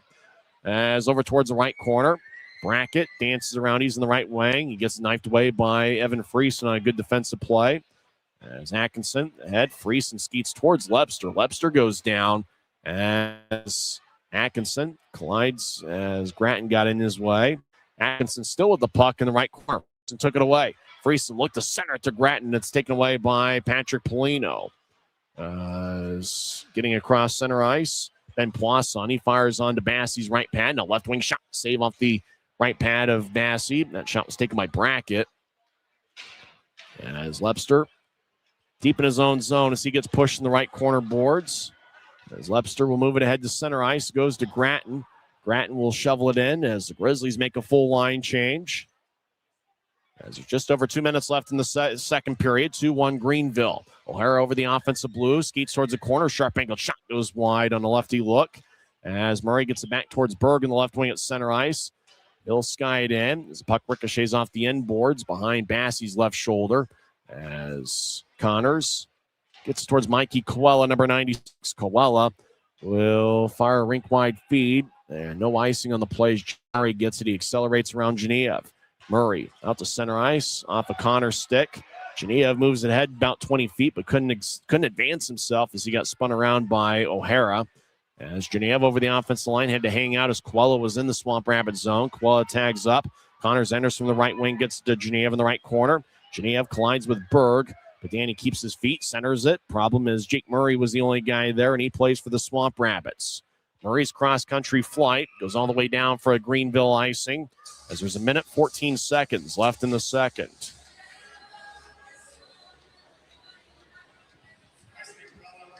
So draw's going to come back towards Isaiah Seville.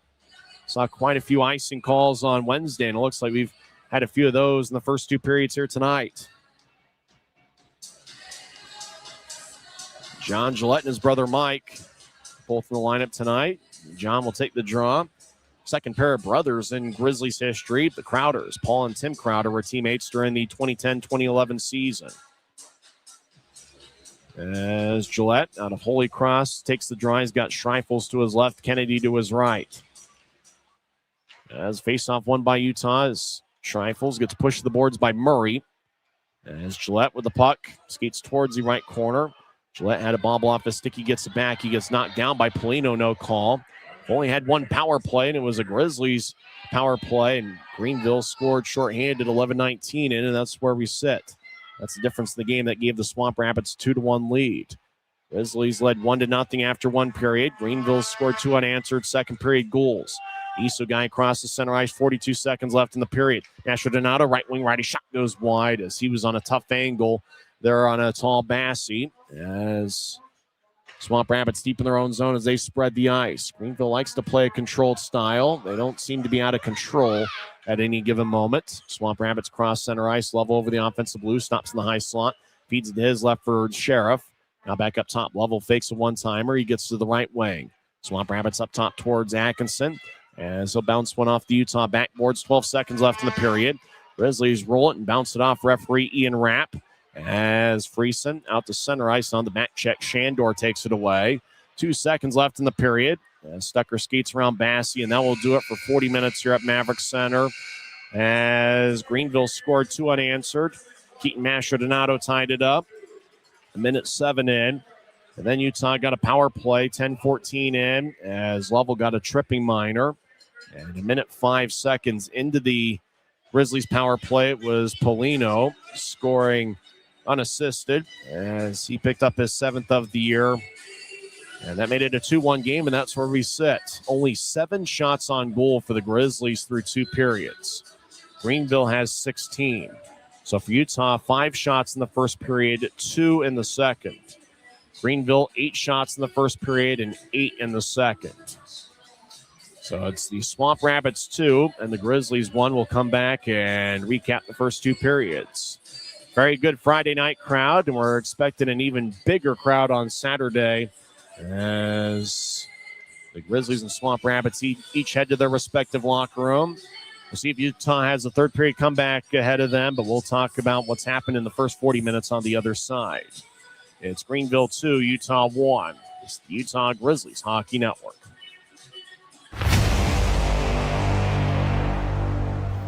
Tonight's game is brought to you by the ECHL, celebrating its 38th season of affordable family entertainment. The ECHL would like to thank everyone in attendance for your support of ECHL hockey. The ECHL would also like to recognize the following league sponsors: AMI Graphics, exclusive signage provider; Athletic Knit, official jersey supplier; Baron Rings, official championship ring supplier; BFL Canada Insurance and Sutton Special Risk, sponsors of the 2026 ECHL Hall of Fame induction ceremony; Dash, official mobile auction platform; The Fairley Group, official commercial insurance provider; Flow Sports, exclusive streaming provider; Hotel Planner, official hotel reservations partner; Howie's Hockey Tape, exclusive hockey tape and lace provider; In Glasgow, exclusive puck provider; Prolific One, exclusive secondary ticketing partner; and Warrior, exclusive on-ice equipment provider and title sponsor of the 2026 ECHL All-Star Classic. Catch all of the ECHL action live in high definition by logging on to flowhockey.tv. We're 20, and yeah, we're celebrating big. Because in 20 years, we didn't just make the gear. We made hockey cooler. They said we were too loud, too flashy, too different. They told us to tone it down. The Warriors don't tone it down. We go full throttle. And this is just the start. 20 years in and we're just getting warmed up. We're still the brand that makes the gear you can win in, chirping, partying. And if you thought we were bold before, just wait. The next 20 years start now.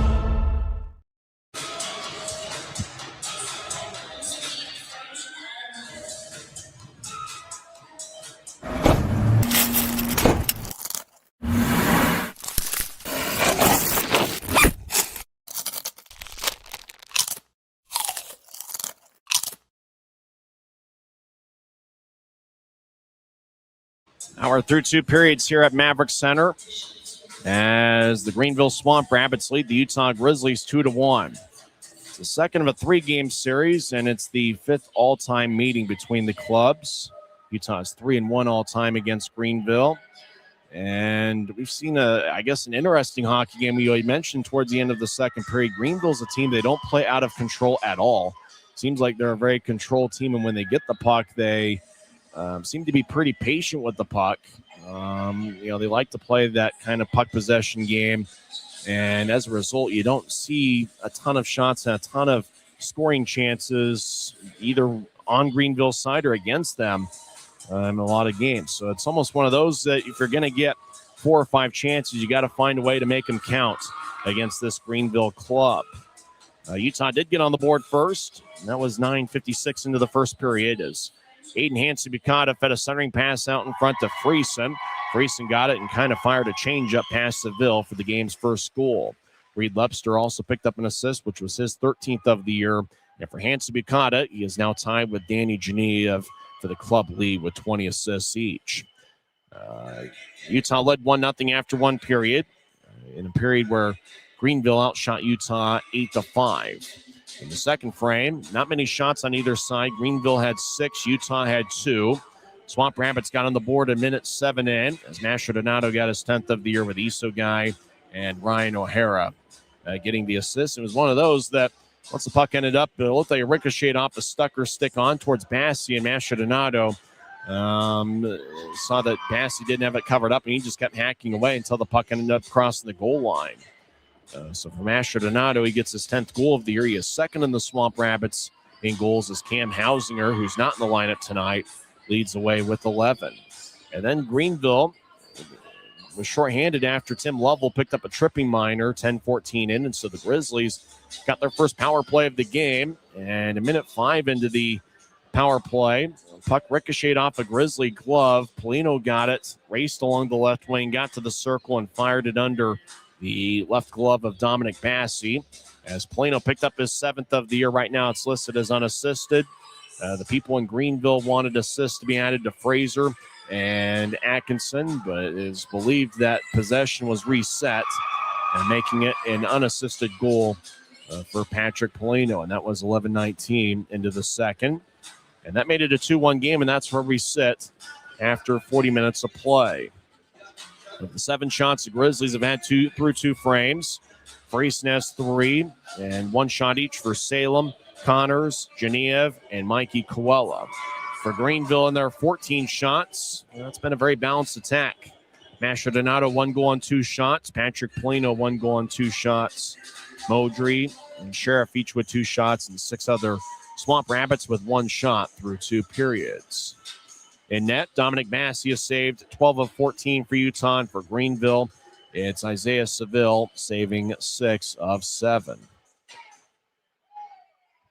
Many games are going on in the league this evening.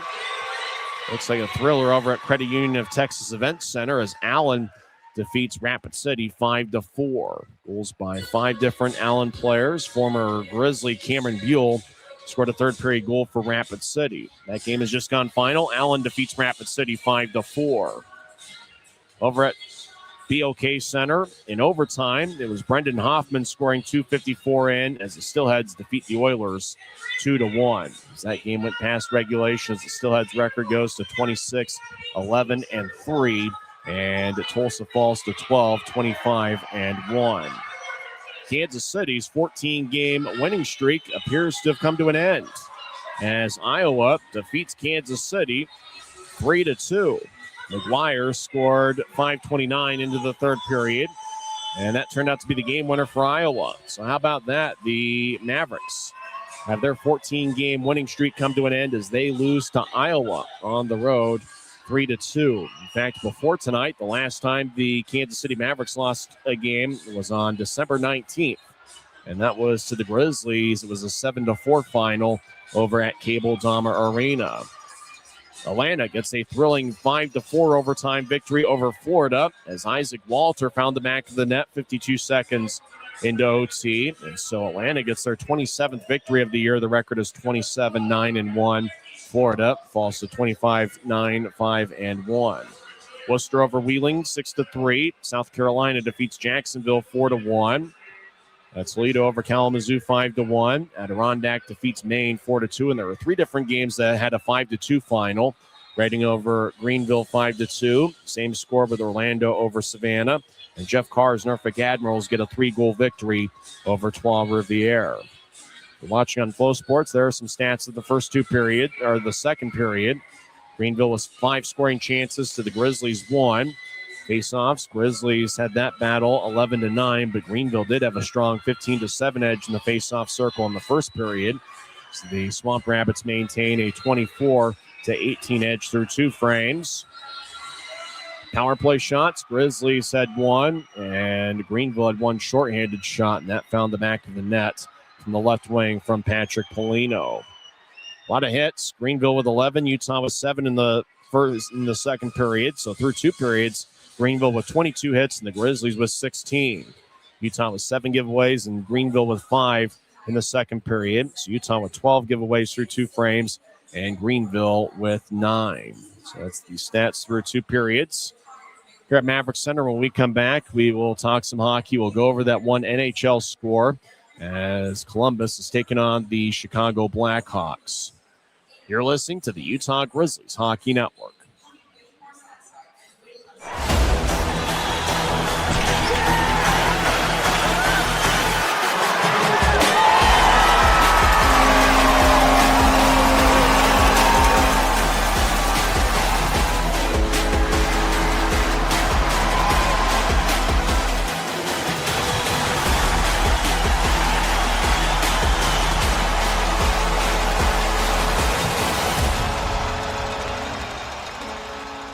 From commercial to recreational truck accessories, Mountain Land Truck Outfitters has got what you need. Flatbeds, spray and bed liners, lifts and leveling kits, wheels and tires. Mountain Land Truck Outfitters proudly uses a brand you know and trust. And with our experienced, knowledgeable, and friendly staff, your visit here will be informative and enjoyable. Stop into our convenient location in Provo at 265 South 100 West or call 801-225-4637 to get a quote for your fleet or individual truck. Mountain Land. Since 1939, America First has helped people start businesses, buy homes and cars, and achieve their financial goals. Today, our top priority is still the financial success of you and your family, which is why we're giving new members $100 when they sign up for a basic savings and checking account, and another $100 when they upgrade.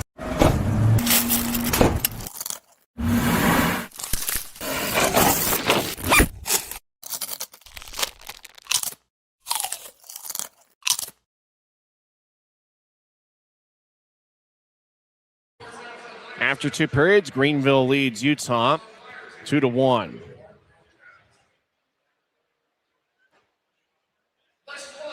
Action across the National Hockey League. There's only one game this evening, and that is in Chicago. And there's 6 minutes left in the third period. Columbus leads Chicago 3-2. Charlie Coyle has 2 goals and 1 assist for the Blue Jackets. Chicago has goals from Connor Bedard and Frank Nazer. Bedard did pick up an assist on the Nazer second period goal, which was not 10:49 in. So Bedard with 1 goal and 1 assist. And looks like they've got a good one. Columbus 3, Chicago 2.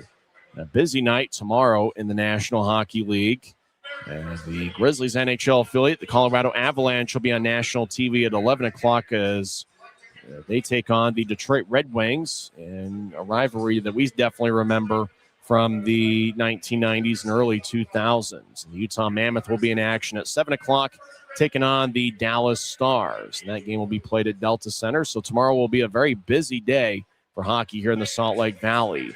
We'll come back and take one final break and then return for third period action as Greenville leads Utah 2-1.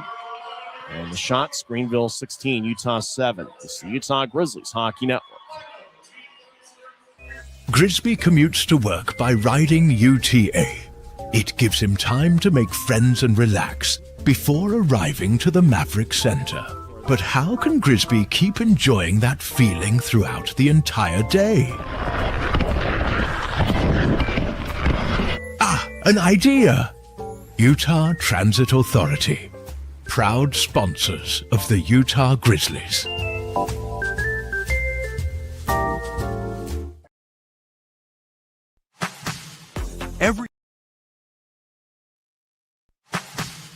Every new day is a chance to be kinder to your body and your mind. U of U Health is here to help you build strength and confidence every day. Let us help you be a better you. U of U Health, official health partner for the Utah Jazz, Utah Hockey Club, Utes Athletics, and the Utah Grizzlies. Take the first step today at uofuhealth.org.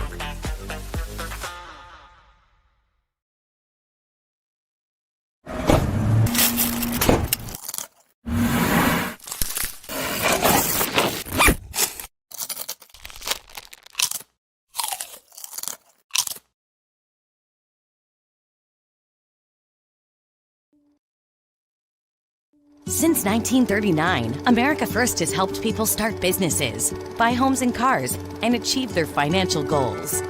Today, our top priority is still the financial success of you and your family, which is why we're giving new members $100 when they sign up for a basic savings and checking account, and another $100 when they upgrade to premium checking and enroll in and use direct deposit. So head to americafirst.com today and join the credit union that always puts its members first.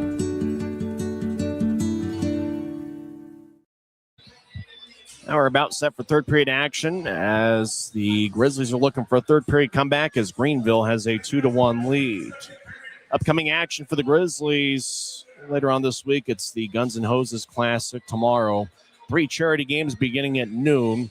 And I think the games will be, an hour to an hour and a half long. And then, second charity game will be somewhere around 1:30 to 2. And then the third charity game, which will be the highest of the skilled players, and that should be somewhere between 2:30 and 4:30, and that's going to be a ton of fun. It's always a spirited game, and I know it's something that the police officers, firefighters, first responders, and maybe the 1 or 2 ringers that come in every year, that's something that they certainly look forward to every year, and it's been a great tradition over many years here at Maverik Center. If you think about it, the Super Bowl is just a little bit more than a week away, but what's the Grizzlies version of their Super Bowl, their big game? Well, for many years, it's been the Guns N' Hoses games and Guns N' Hoses night, which is where the Grizzlies honor police officers, first responders, firefighters, and it's certainly been a great night every single year, and it always brings out a huge crowd, crowds of 9,000 to 10,000, and boy, it looks like we're going to get a crowd of something like that tomorrow night. And so with that, if you got a ticket and you're going to come to tomorrow's game, make sure that you get here early because you're going to need to find a place to park. And obviously it's going to take a little bit longer to get in because it's just going to be a huge crowd and a great atmosphere for hockey. It's going to be an all-day event beginning at noon with the first of 3 charity games, and it's going to be electric here at Maverik Center tonight. It does seem like we're on our way to a pretty electric crowd and a good atmosphere here for hockey. The fans that came at the start were treated to a fight as John Parker Jones and Matu Boilar got in a fight a minute 55 into the first period. Play had certainly been physical throughout. So that was certainly a good heavyweight bout as both teams are now on the ice, and we'll start third period action soon. Unfortunately for Boilar, however, remember he got hurt late in the second period. However, it looks like Boilar is out on the ice right now, and it looks like he may be back out there for Utah. So it did look like he was shaken up late in the second period, but Boilar appears to be ready to go for third period action. So the Grizzlies will be back to having 6 defensemen on the bench for John Buchanan and Ryan Anderson's crew. Well, see what the Grizzlies need to do to generate some scoring chances. Utah's taken 7 shots through 2 periods, and 5 of them have been considered to be scoring chances. It's hard to believe because it feels like the Grizzlies have fired away on the net quite a bit. However, just haven't been rewarded with many shots on goal. I know there was a couple of them that Seville gloved that maybe were intended for the end boards that he caught anyway, and those were not counted as shots. So it looks like the person counting the shots are kind of calling them a little bit tight here tonight. And for Dominic Massey, he's come up big for the Grizzlies, and he's done a good job once again keeping the Grizzlies in this game. As we show some stats of the first 2 periods, and Dominic Massey, he's held strong for the Grizzlies as he has saved 14 of 16. The Grizzlies 0 for 1 on the power play, and the difference in the game is that shorthanded goal scored by Patrick Polino, and the off-ice officials have added assists to number 51, Cole Fraser, and number 59, Josh Atkinson. So Atkinson now has 14 assists on the year, and Fraser now has 2 on the season. Evan Friesen leads Utah with 3 shots. All of them came in the first period. And we'll see what happens here in the third as Utah will start out with the forward line of Riley Connors taking the face-off. He's got Danny Genev to his left and Mikey Quella to his right. And a defensive pairing of Aiden Hansen-Bukata and Luke Antonacci. Fans are making a lot of noise. Attendance is 5,114, 5,114. Draw one by Greenville as they skate from left to right here in the period as the puck is helicoptered in from center ice. It hits the outside of the cage. Taking it as Luke Antonacci, and he'll roll it along the near wing boards. It goes past Genev to the right point as Greenville fires it off the right corner boards. Antonacci Gets spun around. Hanson Buchanan takes over the play. AHB's got 1 assist tonight and 20 on the season. Hanson Buchanan crosses center ice. No backhanded in at the end of a shift. As we've played 30 seconds of this third period. As Greenville, out of their blue line, gets around Coella. Crossing center ice is Isogai, and he'll fire it in. As the Swamp Rabbits will switch things up for the first time in this third period. As Genev out to center ice. As he'll slide it towards the Grizzlies bench. And 2 Grizzlies come off as Sheriff skates in, centering pass, shot. The penalty is going to be called on Utah. And so it's going to be a Greenville power play. And how about a very awkward play? The Grizzlies slid it towards the bench area. Friesen was just kind of shuffling around. The puck went between his legs. Utah at one point, it looked like it had 7 on the ice. Friesen didn't play it. Friesen and another Grizzly jumped over the boards. There's still 5 on the ice. And then Greenville came in and got a centering pass. And the centering pass went awry, but a Grizzly gets called for a penalty, and so Greenville gets a power play. Hooking's the call as Robbie Stucker goes to the box for 2 minutes. Time of penalty, 57 seconds in. So it's going to be Greenville's first power play of the game. Swamp Rabbits are 12.2% on the power play. Grizzlies penalty kill is 78.7%. Fans take up a "Let's Go Grizzlies" chant. Draw one by Greenville. Utah trails 2-1. Atkinson moves towards the left side. Isogai takes lefty shot, and it's sticked away, and it flies out of play. As they ricochet off a Noah Gansky's stick. So we get our first whistle of the power play 8 seconds in. We know him from last year. Keaton Mastrodonato is the guy to watch out for. Interestingly enough, it looks like the Maestro is hanging out the blue line. And so it looks like he might end up in the right wing quite a bit. So watch out for Mastrodonato, as he scored a few power play goals for the Grizzlies last season. Face-off won by Utah. Salem gets towards John Gillette, and he'll whip it around the boards all the way out.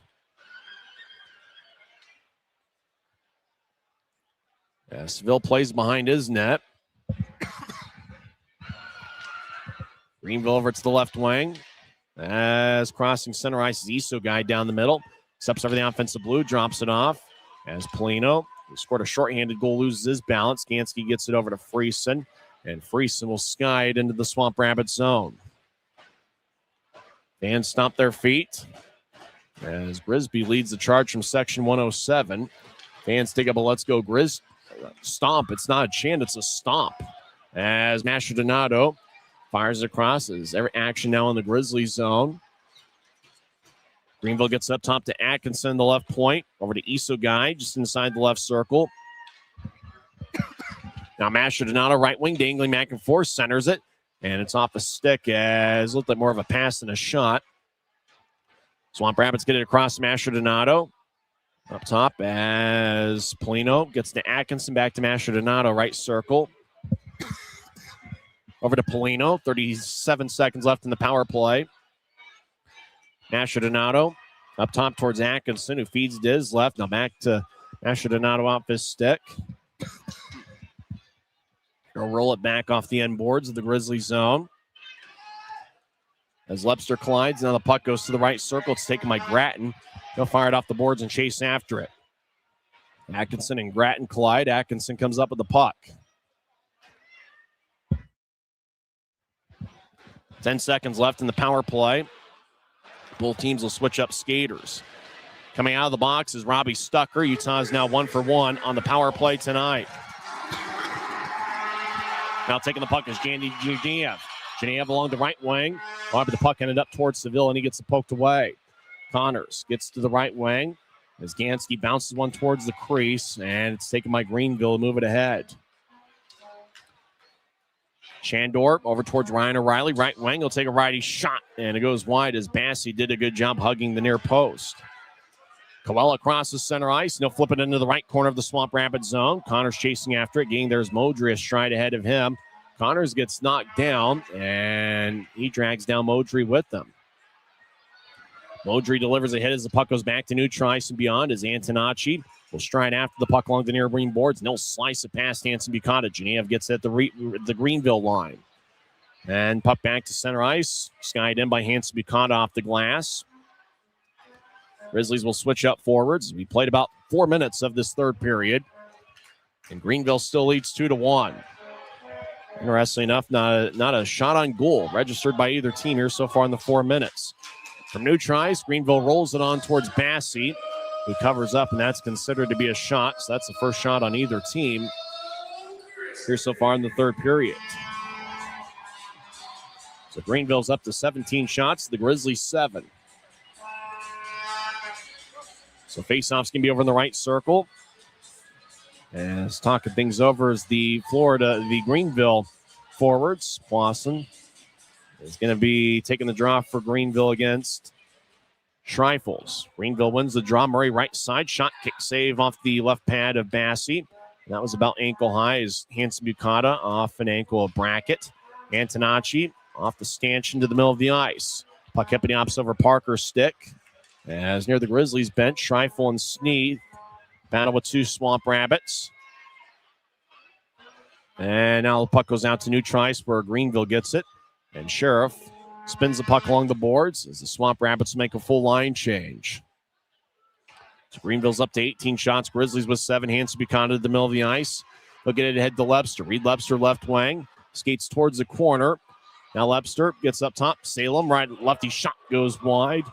As he fired it over Seville's head. Probably more high than wide. Now right wing. Grattan with the center. It's sticked away by Atkinson. Atkinson and Grattan, the two captains, have locked up quite a bit here tonight. Friesen lets it go towards the right corner as Polino plays the puck and he'll roll it along towards Tim Lavelle. Lavelle has the only penalty for Greenville so far tonight. Now Salem left wing. Toe drag, but loses control of the puck. Swamp Rabbits overlead it for Dante Sheriff, and icing is called on Greenville with 14:38 left in the third. For the latest information on Utah Grizzlies hockey, make sure to follow the Grizzlies on Facebook, Instagram, X, formerly known as Twitter, and TikTok. Grizzlies are superstars on TikTok. I really enjoyed that video they made either last week or 2 weeks ago about sewer ball. And there aren't as many sewer ball superstars in this Grizzlies club as there was maybe last year, but it certainly makes for interesting games before Utah Grizzlies contests. So face-off won by Utah. Jerniev, he's on the right side, fires towards the net and misses as he delivered a low liner that was just a little bit wide of the mark on a sharp angle from Seville. As Swamp Rabbits, rink-wide feed angle right to Polino. He gets to the middle of the ice. Gansky knocks down Shandor. Shandor can't believe there's not a penalties. He skates in front of referee Ian Rapp. Grizzlies fire it in deep as Utah skates from right to left here in the period. As Coella delivers a hit on Lovell. Now Coella throws it up top. The only guy there is Mastrodonato for Greenville. As Isugai gets shadowed by Connors. Now Isugai left wing. He fires lefty shot, and it's shoveled out of play with 13:55 left in the third period. Greenville leads 2-1. We're back in 1 minute. This is the Utah Grizzlies Hockey Network.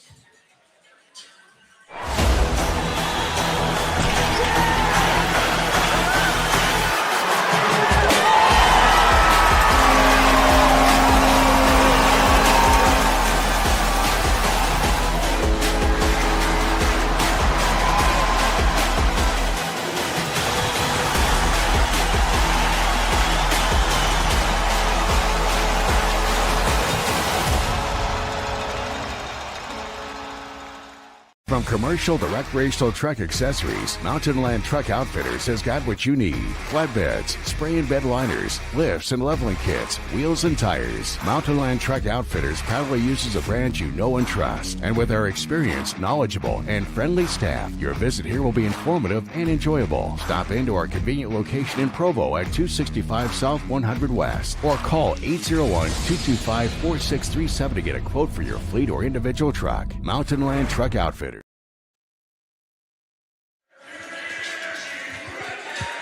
13:55 left in the third period as Greenville leads 2-1. Utah has yet to take a shot officially in this third period. We'll see what Utah can generate. They're still in the game. It's only a one-goal contest. We're skating 5-on-5 action in the left circle of the Grizzlies zone as John Gillette will take the draw. Ryan O'Hara wonders if he's kicked out of the faceoff circle as he stands up. Mastrodonado and Iso guy looking nearby. O'Hara is kicked out of the faceoff circle. Iso guy will reluctantly take the drive, wanted Mastrodonado to take it. As faceoff, it's cleared off the glass now to play. So draw is going to come back towards Dominic Massey.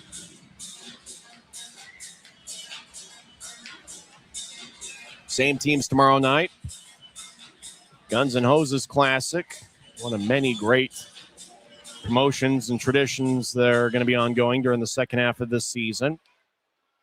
Greenville wins the faceoff. They try to get up top to Murray. It goes past him. Taking to Sean Kennedy, left wing. He gets back checked. Shot by Schreifels goes wide. As Schreifels, he's being attacked. Schreifels being attacked by Berg. As Schreifels collided. Now a Swamp Rabbits going after Schreifels 2-3 times with a cross check. Schreifels back to his feet. As Schreifels came in on, looked like Kennedy with a pretty good move getting in on Seville, and then Schreifels crashed the net, and the Swamp Rabbits took some liberties on Schreifels as Schreifels was near the goaltender. So it looks like we might have multiple penalties on the play. Looks like Schreifels is going to go to the box, and so will Patrick Berg of Greenville. As Kennedy with a pretty good effort skated towards the left side, and on the back check, Kennedy couldn't get a shot up, and then Schreifels saw the puck in front of the crease on a tough angle, just looked for a backhand shot and just missed the net towards the near side. And then Schreifels got cross-checked a couple times as it didn't look like Schreifels. It initially ran into Seville, but then right there towards the end, Schreifels, the Swamp Rabbit, and the goaltender were all kind of in the same area along the far goal line. So both Schreifels and Berg will pick up 2-minute penalties. And so you wonder if we're going to skate 4-on-4. Maybe that would be the opportunity to open up the ice a little bit for the Grizzlies. But you got to tip your hat to Sean Kennedy with a pretty good individual effort. Greenville came pretty strong in the back check. Otherwise, Kennedy would have had a pretty good look to try to tie up the game. So matching roughing minors for Schreifels and Parker Berg. Time of penalty, 6:24 in. As referee Ian Rapp talking with future League Hall of Famer Chad Costello. Costello won a few cups with the Allen Americans as a player. And he actually had 2 playoff appearances in 2 years as Allen Americans head coach recently. Last year, he was the interim head coach in the second half of the season with the Rapid City Rush. And now Ian Rapp talking with Grizzlies head coach John Buchanan. So looks like we're skating 4-on-4. Grizzlies have scored 1 goal in a 4-on-4 situation this year, and they've not allowed any. So 2 minutes of 4-on-4 action. 13:36 left in the third period. Frieson's out there with Lebster, Hanson Bukata, and Antonacci. As Utah wins the faceoff, Hanson Bukata dangling back and forth. He fires towards the middle of the ice to Lebster off his stick now. Friesen gets it. He'll drop it in the right point for Antonacci. Fires righty shot, saved by Seville. As it looked like a Grizzly was cutting in front to try to redirect or distract Seville, but the Greenville goaltender was able to collect it cleanly. 13:21 left in the third period. It's 2-1 Greenville. For the second straight game, the Grizzlies have scored the first goal, and that was 9:56 into the first period as Friesen got his 11th of the year with Hanson Bukata and Lebster picking up the assists. So face-off won by Greenville. They're in their own zone as we're still skating 4-on-4. Friesen off the stick as it goes to the left corner. Polino and Hanson Bukata battle. Now Reed Lebster in the area with Atkinson. Friesen looking nearby, so kind of a 3-on-3 scrum. Atkinson gets the puck and he skates around his goaltender. And he will slide it ahead. Remember, even strength, Antonacci with outstanding speed. With them stride for stride was Shandor. The icing is called. Great effort by Antonacci as Antonacci and Shandor were just stride like it was synchronized skating. Those two are just stride for stride going after the loose puck deep in the Grizzly zone. And boy, both guys are outstanding skaters. We've been talking about the speed of Antonacci, but Shandor is right there stride for stride with them. So icing on Greenville as we are skating even strength as there's 1:22 left in the 4-on-4. as Swamp Rabbits back deep in their own zone. As they are a controlled team, they don't necessarily speed things up. They are a club that is pretty patient with the puck, and it seems like they have a lot of confidence in playing with the puck. Ahead towards Level, who crosses center ice, accelerates around Grattan. Level drops for Dante Sheriff in the left circle, as he'll drop it. Now starting past the Level, he swings and misses, and on the follow-through got Tyler Grattan. No penalty, though, as Grattan's laying on the ice in the right circle. As on the follow-through, and now Grattan's going to skate towards the bench. As on the follow-through, the Level trying to fire a shot is where he got Tyler Grattan, and because of that, I believe is where there's no penalty on the play. Now Grattan's actually going to go to the locker room where he's going to be looked at by the Grizzlies training staff. There's less than 30 seconds left in the 4-on-4.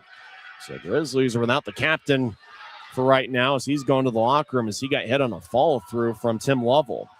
Genev races across center ice, but Greenville's the one with the puck. Hands to be caught off his stick as O'Hara skates over the offensive blue, veers off to his left. He'll kick it off of Gansky's skate. Genev races across center ice, 1-on-2. He'll accelerate over the offense line. Right wing lefty shot goes wide. As Grizzlies are up to 9 shots. Now we're back to skating 5-on-5. As Utah had 2 shots in the 5-on-5 situation. They're up to 9 shots tonight. As Antonacci gets in deep, Schreiffel's chasing after it. Still 2-1 Greenville. Nobody has scored here so far in the third frame. Connor skates towards the corner, gets double-teamed. Hit by Atkinson. Greenville will loft it over linesman Tyler Keston's head. Wade Murphy skates over there, no icing. Drops for John Parker Jones. His righty shot is blocked away by the shoulder of Bassey. Fans take up a Let's Go Grizzlies chant as out towards John Parker Jones. Drops for Murphy. Back to O'Reilly, over to Wade Murphy, who skates around Stucker's net. Now he's in the left wing. His righty shot's blocked. Level, high slot, lefty shot gets redirected. Stucker throws it up and not out. Left point kept in. Now Murphy, righty shot. Glove saved by Bassey. And he holds on with 10:40 left in the third. Well, a few scramble plays there, and Murphy just found himself all alone. And even though there was some traffic out in front, Bassey was able to collect it. And once again, for the 5th straight game, Dominic Bassey is keeping the Grizzlies in it. As he has saved 17 of 19. There's 10 minutes and 40 seconds left in the third period. Grizzlies looking for their first home victory on a Friday night. Utah is 6-6-2 on Fridays this season. Grizzlies are looking for their first victory with 1 day rest. From the left point, shot is ricocheted about 10 feet in front of Bassey. Shot was taken by Modry from the left point.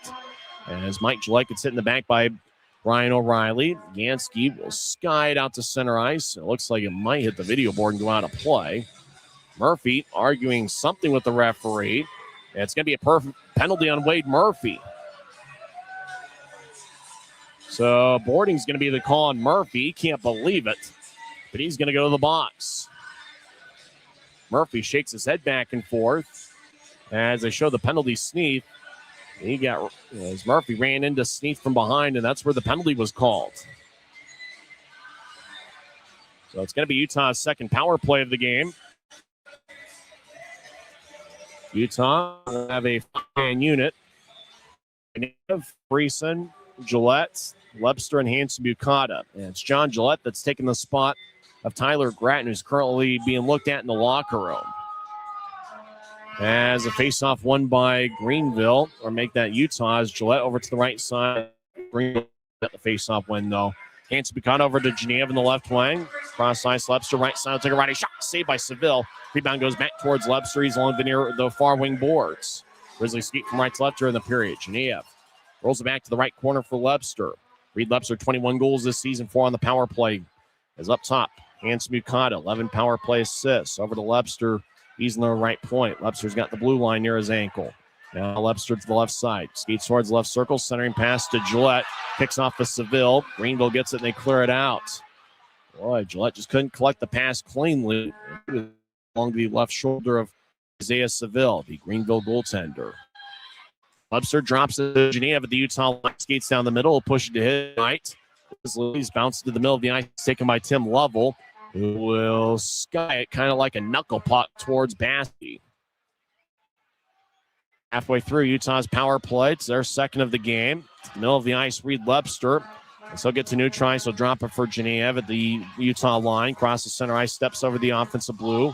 Over towards Gillette. Back to the right point for Hanson Bukata, who feeds to Genev. Now Gillette over in the right corner, off his stick. Mikey Coelho joins the play as Coelho rolls it along the wall. Lepster back around as taken back by Greenville. The Swamp Rabbits will fire it back all the way past towards Bassey.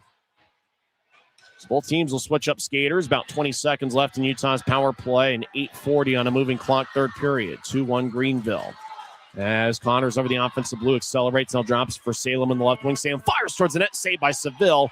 As the puck ricochets back to Seville from the front of the crease, and the Greenville goaltender covers up. A good look from the left side. Seville was able to kick it off his pad, and the Grizzlies thought about a second look, but it ricocheted off a Grizzly back towards Seville. Salem took it, and then out in front, Mikey Coelho just couldn't quite balance himself enough, and puck didn't trickle past Seville far enough, though, as Seville had it covered up. 9 seconds left in the power play and 8:30 left in the third period. Thanks for hanging out with us tonight as we're having a good time in this second of a 3-game set. We can see if the Grizzlies can get the tying goal. Utah wins the draw. Stucker fires a righty shot and it's blocked. Coming out of the penalty box is Wade Murphy. As the puck ended up towards him as he collided with Schreifels, who was battling with Polino.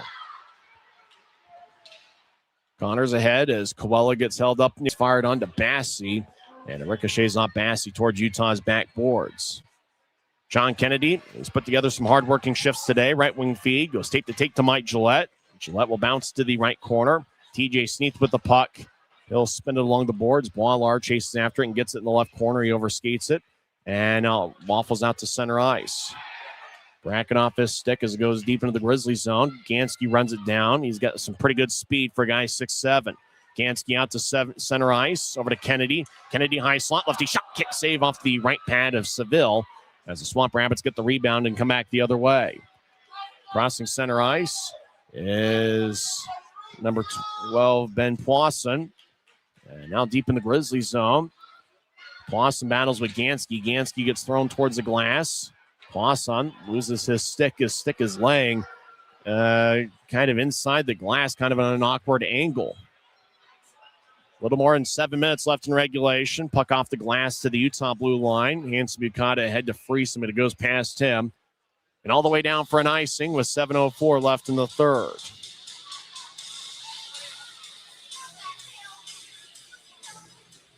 So the Grizzlies are up to 13 shots, meaning they've already taken 6 here in the third period. So the Grizzlies are putting the pressure on. In fact, 6-4 is a shot edge for the Grizzlies here in the third period.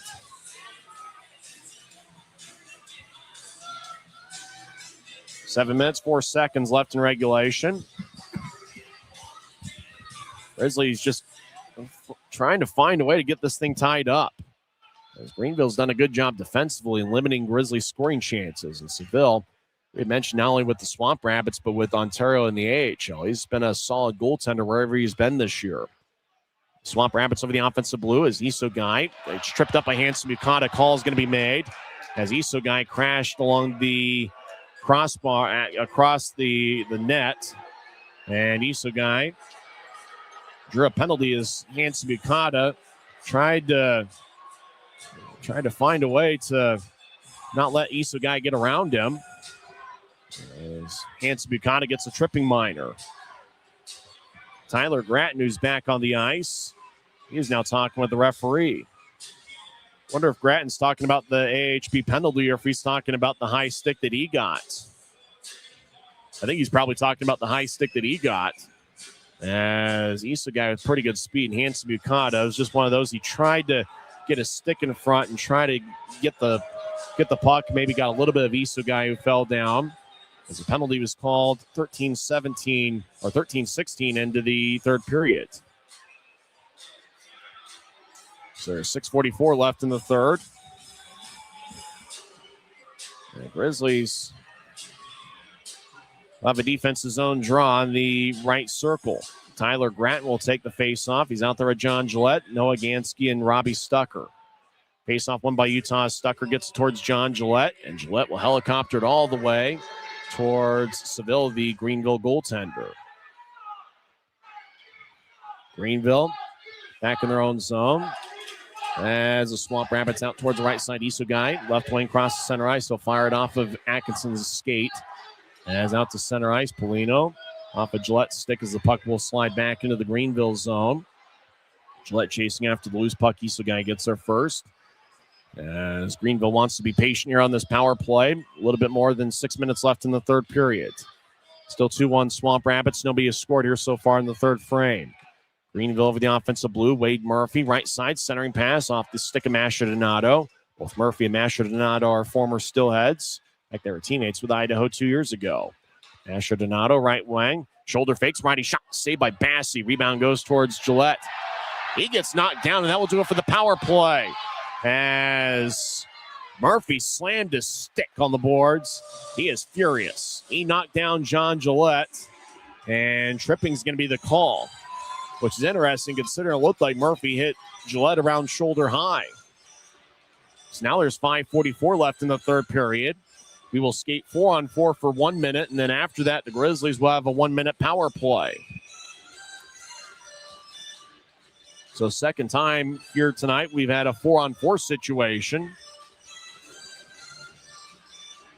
As, it was actually a trip. It looked like Murphy kind of hit Gillette around the shoulder, but it was the stick of Murphy that dragged down John Gillette. It was a good call by the referee. Tripping's the call, 14-16 into the third. Murphy couldn't believe it, though, and he still can't believe it.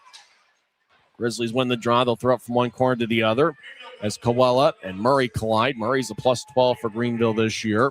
As Connors over towards the left corner, he'll throw it ahead. And the horizontal pass off the stick as the puck goes back into the Grizzlies zone. Now Antonacci crosses center. Left wing over the offensive blue as he tries to get around O'Hara. Now Antonacci around the net loses control of the puck. As Antonacci gets held up along the boards by number 17, Shandor, who scored the empty netter on Wednesday. As now Greenville comes back the other way. 3-on-2, make it 2-on-2 as the Swamp Rabbits made a change. Berg gets it towards O'Reilly. Right side is righty shots blocked by Coella. As over on the right side, Lovell dances around. And he'll whip the puck along the boards. And the Swamp Rabbits will complete their line change. As out of the box is Hanson Bucata. Now the Grizzlies start a 1-minute power play. Boy, this could be a huge minute in this game. Can the Grizzlies find a way to get the tying goal? Hanson Bucata will drop it off for Genev. First-year pro to Penn State. Feeds one to his right. Grattan over the offensive blue. Off of Greenville's stick, and the puck will wobble back to Utah ice. Webster accelerates along the right wing. Does a bit of a half circle and kicks it off of Greenville's stick back towards Grattan. Grizzlies reset up shop near their blue line.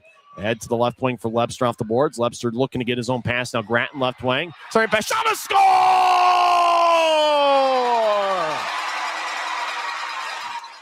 I think the captain gets his 10th of the year. He ricocheted off a Greenville stick.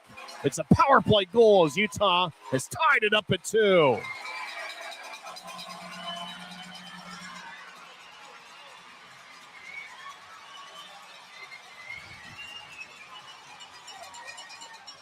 Boy, Lebster got to Grattan. Grattan, he just threw the puck off a bracket and into the back of the Greenville net. Boy, Grattan knew he didn't have much of a shooting angle, but he saw Brackett just hanging out in front of his own crease. So with that, Tyler Grattan gets his 10th of the year. Reed Lebster picks up the lone assist, and the goal was scored 15:50 into the second period.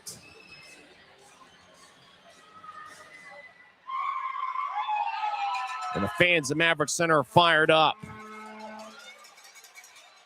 So we're tied at 2 with about 4 minutes left in the third period. Utah is now 7 for 16 on the power play over the last 4.5 games. Utah now has a power play goal in 5 straight games. As Stucker gets the puck, he's in his own zone. So it's anybody's game. We're tied at 2.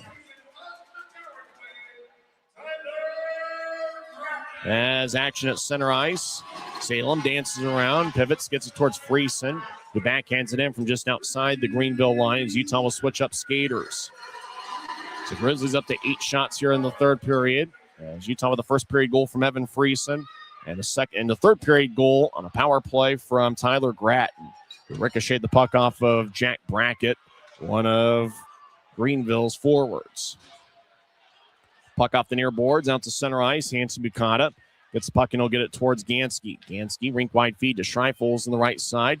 Schreifels and Greenville battle for the puck. Now Masher Donato. He's got one goal tonight. Fires towards Bassey and misses glove side. Now behind the net, Hanson Bukata collects the puck. There's less than 3 minutes left in the third period. Now the Grizzlies dump it in. Kennedy chases after it. Kennedy's played a pretty strong game as Swamp Rabbits out towards center ice. Now Antonacci, right point. His shot's blocked. Greenville will clear it out.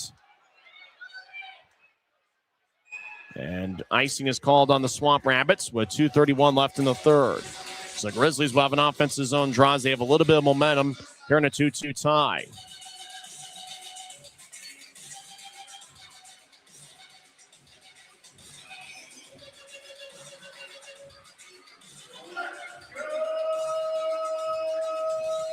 So faceoff's going to be over in the right circle as Riley Connors will take it. He's out there with Mikey Koella and Danny Genev. Grizzlies looking for their first home victory of the 2026 calendar year. And they got a huge power play goal from Gratton off a Greenville player in front of the crease. As Genev fires towards the net, it's blocked. And the Swamp Rabbits will bounce it off a teammate. Connors in the left wing. As he'll fire towards the net, it's saved by Seville as he kicks it with his right ankle. Lovell around his own net. 2:15 left in the third. He'll sky it into Grizzlies ice. Stucker towards the near side for Genev. Danny Genev will fire towards Seville, who gloves it with 2:05 left in the third as he was sliding towards his right. Timeout on the ice. We'll see how this one ends as we're tied at 2. Grizzlies have goals from Friesen and Gratton. This is the Utah Grizzlies Hockey Network. Tonight's game is brought to you by the ECHL, celebrating its 38th season of affordable family entertainment. The ECHL would like to thank everyone in attendance for your support of ECHL hockey. The ECHL would also like to recognize the following league sponsors: AMI Graphics, exclusive signage provider; Athletic Knit, official jersey supplier; Baron Rings, official championship ring supplier; BFL Canada Insurance and Sutton Special Risk, sponsors of the 2026 ECHL Hall of Fame induction ceremony; Dash, official mobile auction platform; The Fairley Group, official commercial insurance provider; Flow Sports, exclusive streaming provider; Hotel Planner, official hotel reservations partner; Howie's Hockey Tape, exclusive hockey tape and lace provider; In Glasgow, exclusive puck provider; Prolific One, exclusive secondary ticketing partner; and Warrior, exclusive on-ice equipment provider and title sponsor of the 2026 ECHL All-Star Classic. Catch all of the ECHL action live in high definition by logging on to flowhockey.tv. Smoke him if you got him. We have 2 minutes and 5 seconds left in the third period as we're tied at 2. Grizzlies with an offensive zone draw, and they've been the aggressor here in the third period as Genev gets in after Utah wins the draw. Up top, Wallar, left side, his shot's blocked as the Swamp Rabbits moving out to center ice. Wallar throws it back in on the goaltender as the stick breaks in two as Wallar will come off.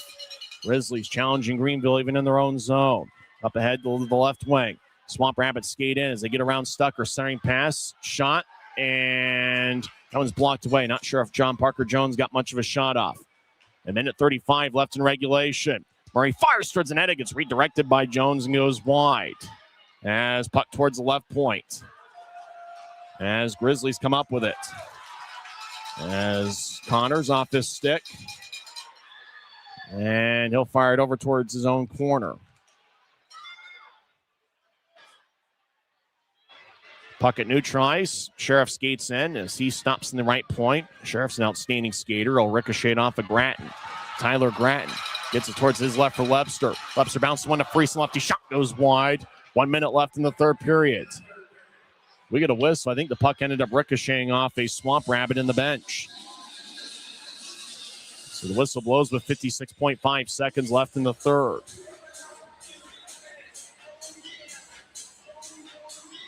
So the draw is going to come back towards the Swamp Rabbits zone. If you joined us late, it's been a game that's dominated by some pretty good defensive action on both clubs. Utah scored first 9:56 in as Friesen got his 11th of the year. Hanson Bukata and Lepster with the assists. Greenville scored 2 second-period goals. Masha Donato 107 in, and then Polino shorthanded 11:20 in. Grizzlies tied it up on a power play goal as Greenville gets the puck, and Grattan knocked down a Swamp Rabbit. Grattan scored as he ricocheted the puck in front of the crease off of Jack Brackett. Left wing, shot by Lepster goes wide, kind of a change up towards the net, fired by Lepster. Lepster and Hanson Bukata with the assists on the Grattan goal. Lepster and Hanson Bukata each have 2 assists tonight. 30 seconds left as Friesen accelerates across center ice. Drops for Antonacci. Luke Antonacci fires right. He's shot, saved by Seville, and he holds on. So the Grizzlies will have an offensive zone draw, and Utah really has been the aggressor offensively in this third period. As Utah has outshot Greenville 10-6 in the third period. Not many shots on either side. Grizzlies 5 shots in the first, 2 in the second, and 10 in the third period. Greenville 8 shots in the first period, 8 in the second, and 6 in the third. Fans are into it tonight. A crowd of 5,114 here at Maverik Center, and they've seen an interesting one. As the fans have taken up a Let's Go Grizzlies chant. Connors is out there with Gillette and Genevieve. As Greenville will bounce it off of Genevieve. It stays in the Swamp Rabbit zone. Connors off the stick back to neutral ice. Stucker rolls it back in. About 15 minutes left in the third period. Does Greenville want to take one final shot? As the Swamp Rabbits sauce went out to center ice. It skips to Gillette, who fires it back in. Gloved and dropped by Seville. 5 seconds left. 3, 2, and that will do it for regulation. As we head to overtime, both teams will get a standing point, and we'll see if the Grizzlies can get that second standing point, as we haven't seen overtime much here on the Maverik Center ice, but we got it tonight. In fact, it's the second game here at home that's been decided past regulation. The Grizzlies fell short in that particular game, and that was on November 14th, a 3-2 loss against the Idaho Steelheads. Well, we know the final score is going to be 3-2, but we're not sure which team is going to get that third goal. And what a play for Tyler Grattan. He was along the left goal line, didn't have a shooting angle on the power play, but he saw Jack Brackett in front of the crease. He just fired the puck off a Brackett like a perfect centering pass, and puck ended up skipping into the back of the net. So for the Grizzlies, you're talking about a razor margin thins, and for the Grizzlies, they're just looking to find a way to generate as many scoring chances as they could.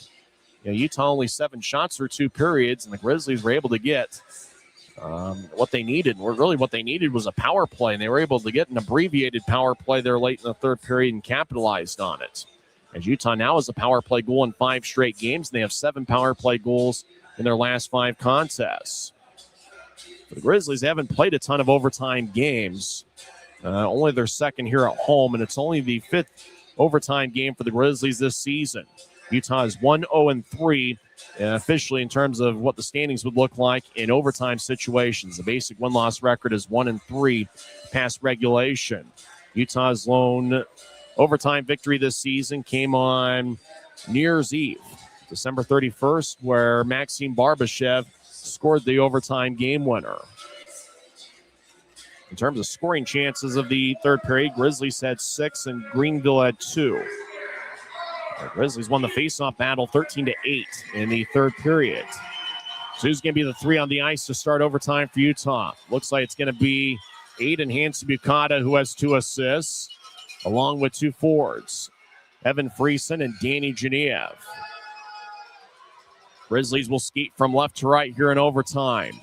In the ECHL, there are 7-minute overtimes as opposed to the 5 minutes you see in the National Hockey League. So what a fun game we've had here so far at Maverik Center. Greenville is 2-4 in overtimes this season and 1-0 in a shootout. Grizzlies haven't had a shootout yet this season. So Friesen will take the draw. He's got Genevieve to his right, and Hanson Bukata's lone defenseman. He's going to be hanging out the Utah blue line. Ryan O'Hara's out there with Isogai, and the lone defenseman is Tim Lovell. Greenville wins the draw as Isogai skates towards the right wing, skates to the corner, feeds up top. Lovell down the middle of the ice, and he will pivot and spin as he moves to his right. Lovell fakes the Isogai. Now he gets the Isogai in the right circle. Isogai down the middle of the ice, lefty shots blocked. Lovell gets it. He's in the right wing. As Tim Lovell, he's now on the left point, dances, and he's got the blue line nearby. Now he accelerates towards the left corner. Now he stops as Lovell's being shadowed by Evan Friesen. Lovell will bounce to Masher Donato on the left side as the Maestro now drops it off as Shandor. He's along the left wing, skates around Utah's net. Shandor now on the right side. He's to the middle of the ice, lefty shot. Glove save by Bassi. And he holds on as Masher Donato is standing in front of the crease hoping for a rebound. And Shandor just fired a glove side past Bassi, even though it looked like he might have had a little bit more room towards Bassi's stick side. Although based on the replay, it looked like he didn't really have as much room stick side as I would have thought. So shot taken by Shandor as we have 6 minutes and 17 seconds left in overtime. Tyler Gratton will take the face-off. He's out there with Lebster and Gansky. Shandor, Masher Donato, and Atkinson are the three Swamp Rabbits. Greenville wins the draw as Atkinson across to Masher Donato. And he'll drop it off for Shandor. Shandor, high slot, back to Atkinson, who's on the right side. Atkinson, he'll skeet towards his left and drop it for Shandor. Shandor left circle. He stops as he's being shadowed by Gansky. As Shandor towards the right point, drops for Atkinson, who skates towards the left circle. He'll bounce to the left goal line. Shandor will skate towards the left point. Now he moves to his right. Shandor, right side, lefty shot, kick, save, rebound, shot, everybody hacking away. Masher Donato in the area. So is Lebster. Puck still alive miraculously as everybody hacking away. And Bassi covers up. An insane scramble play for about 7 or 8 seconds as everybody trying to locate the puck. And Bassi takes a deep breath as he was the one that had it. Kicked by Bassi. Then Masher Donato had it at his ankle.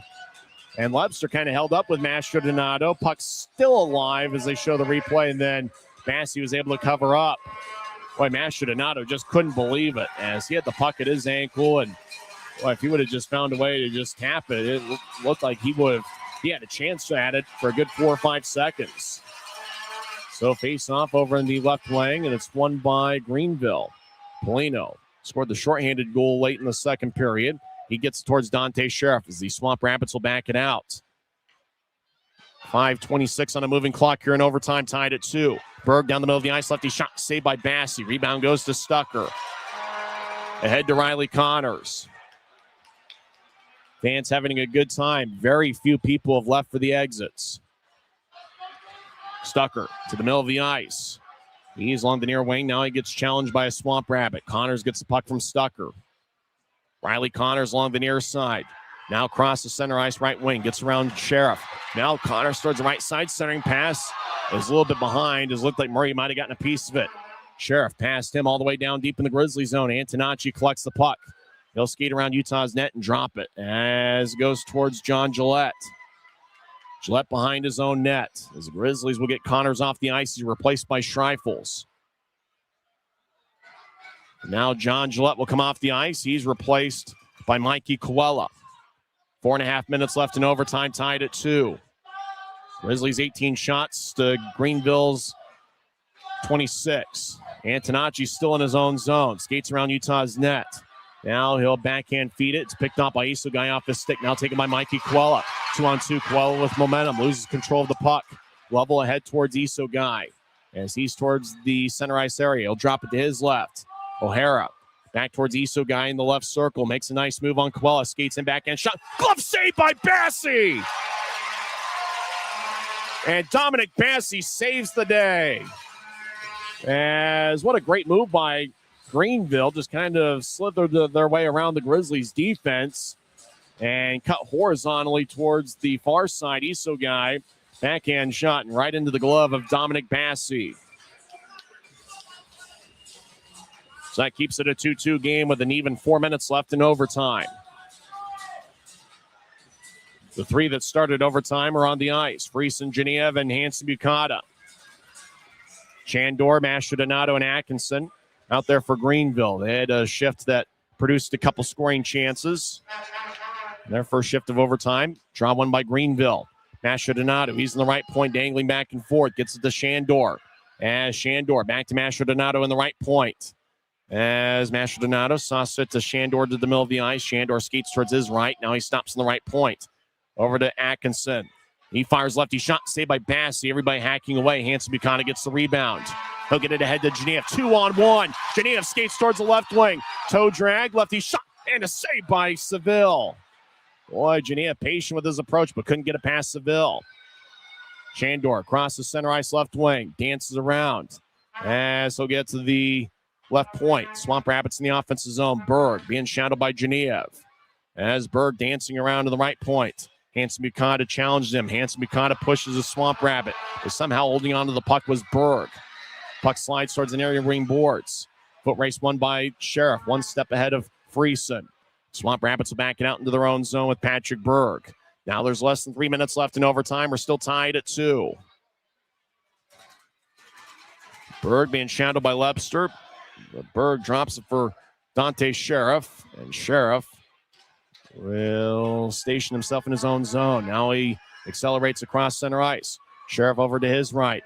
Polino gets the puck. Patrick Polino right side. Centers the Sheriff off of Sheriff. He collects it. Now Berg shot saved by Bassey off his right pad. Sheriff skates to the right left point. As Salem staring down Sheriff. Sheriff skates back into his own zone. Salem's in the area. As Sheriff will ricochet the puck off the boards to Polino at center ice. Grattan knifes it away. Salem comes up with it, but Polino took it away from Salem. Now Sheriff back up top. Tim Lovell with the puck. 2:10 left in overtime. Lefty shot. Saved by Bassey. Rebound goes to Grattan. As Bassey says that his helmet's come loose. He wants a whistle. Grattan down the middle. Skates towards the right wing. Grattan up top towards Lebster. Reed Lebster towards the right corner. Now Lebster around Greenville's net.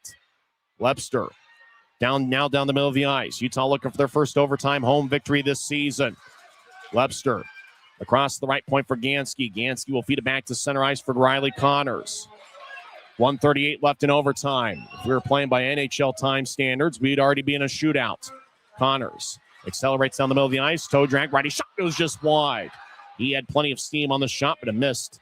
Stick side on Seville. Connors re-enters from the right point. Now he will back it out into his own zone.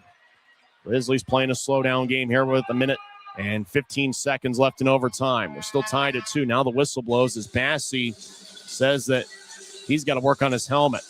And so that stops play with 1:15 left in overtime.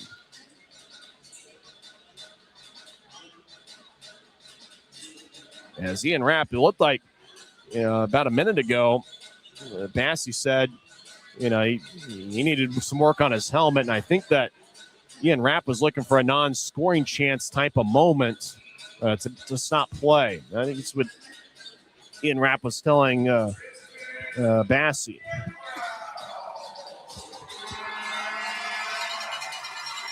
So there's 1 minute and 15 seconds left in overtime. If nobody scores here, we'll go to a shootout.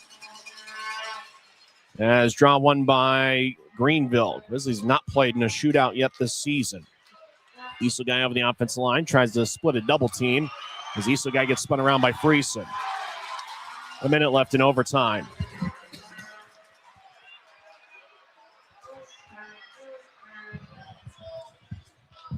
Jania back into his own zone over to Friesen. We've had a fun one here this evening. Friesen over to Hanson Buchanan near the Greenville bench. Over to Genev. Back to AHB across the center ice. 40 seconds left. Now to Genev in the left wing. Genev lefty shot goes just wide. Now Greenville comes back the other way. O'Hara over the offensive blue. Gets around one. Backhand shot. He scores. O'Hara just powered it past Bassey. And he gets his 5th of the year. And with 26.1 seconds left in overtime, the Swamp Rabbits get a 3-2 victory. Of all the great saves that Bassey has made tonight, he'd love to have that one back as O'Hara, just with a quick backhand shot that ricocheted off just right under the blocker of O'Hara, of Bassey, and trickled past the goal line. So the fans head for the exits. They've seen a fun one tonight. It's the Swamp Rabbits to get a 3-2 victory. Final score, Greenville 3, Utah 2 in a heartbreaker as Ryan O'Hara gets his 5th of the year. It's unassisted, 6:33 in. Post-game show starts in 15 seconds on the Grizzlies Hockey Network. Maverik's new bean-to-cup machines always deliver a freshly ground cup of coffee on demand, so you can enjoy any of our premium roasts at their best, day or night, hot or iced. Enjoy a fresh cup today.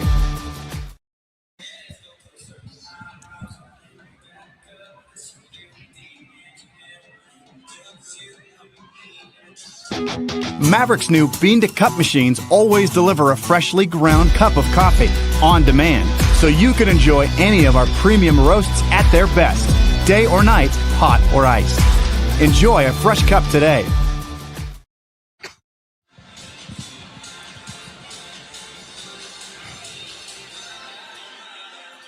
Grisby commutes to work by riding UTA. It gives him time to make friends and relax before arriving to the Maverik Center. But how can Grisby keep enjoying that feeling throughout the entire day? An idea! Utah Transit Authority, proud sponsors of the Utah Grizzlies.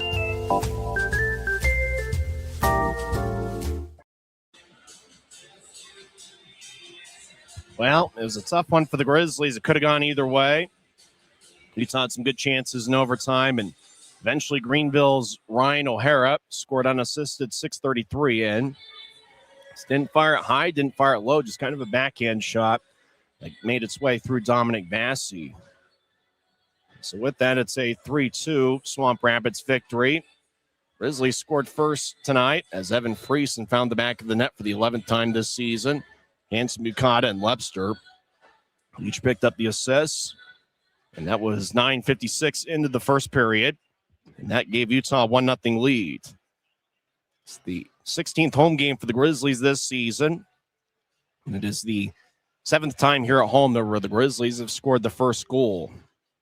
Utah led 1-0 after one period of play. Utah is now 8-2-3 when leading after one. Keaton Mastrodonato tied it up 1:07 into the second period, with Isogai and Ryan O'Hara picking up the assist. It was a 5-on-5 goal. Then Utah picked up a power play as Tim Lovell got a tripping minor, 10-14 in. As that gave Utah a power play, and then 1:05 into the man advantage, it was Patrick Polino who skated down into the Grizzlies zone with some momentum, and over on the left wing, fired a righty shot past Bassey, and that was his 7th of the year, 11:20 in. Frazier and Atkinson picked up the assist, and that gave the Swamp Rabbits a 2-1 lead. It stayed a 2-1 game for quite a while throughout the rest of the second period and for the majority of the third frame.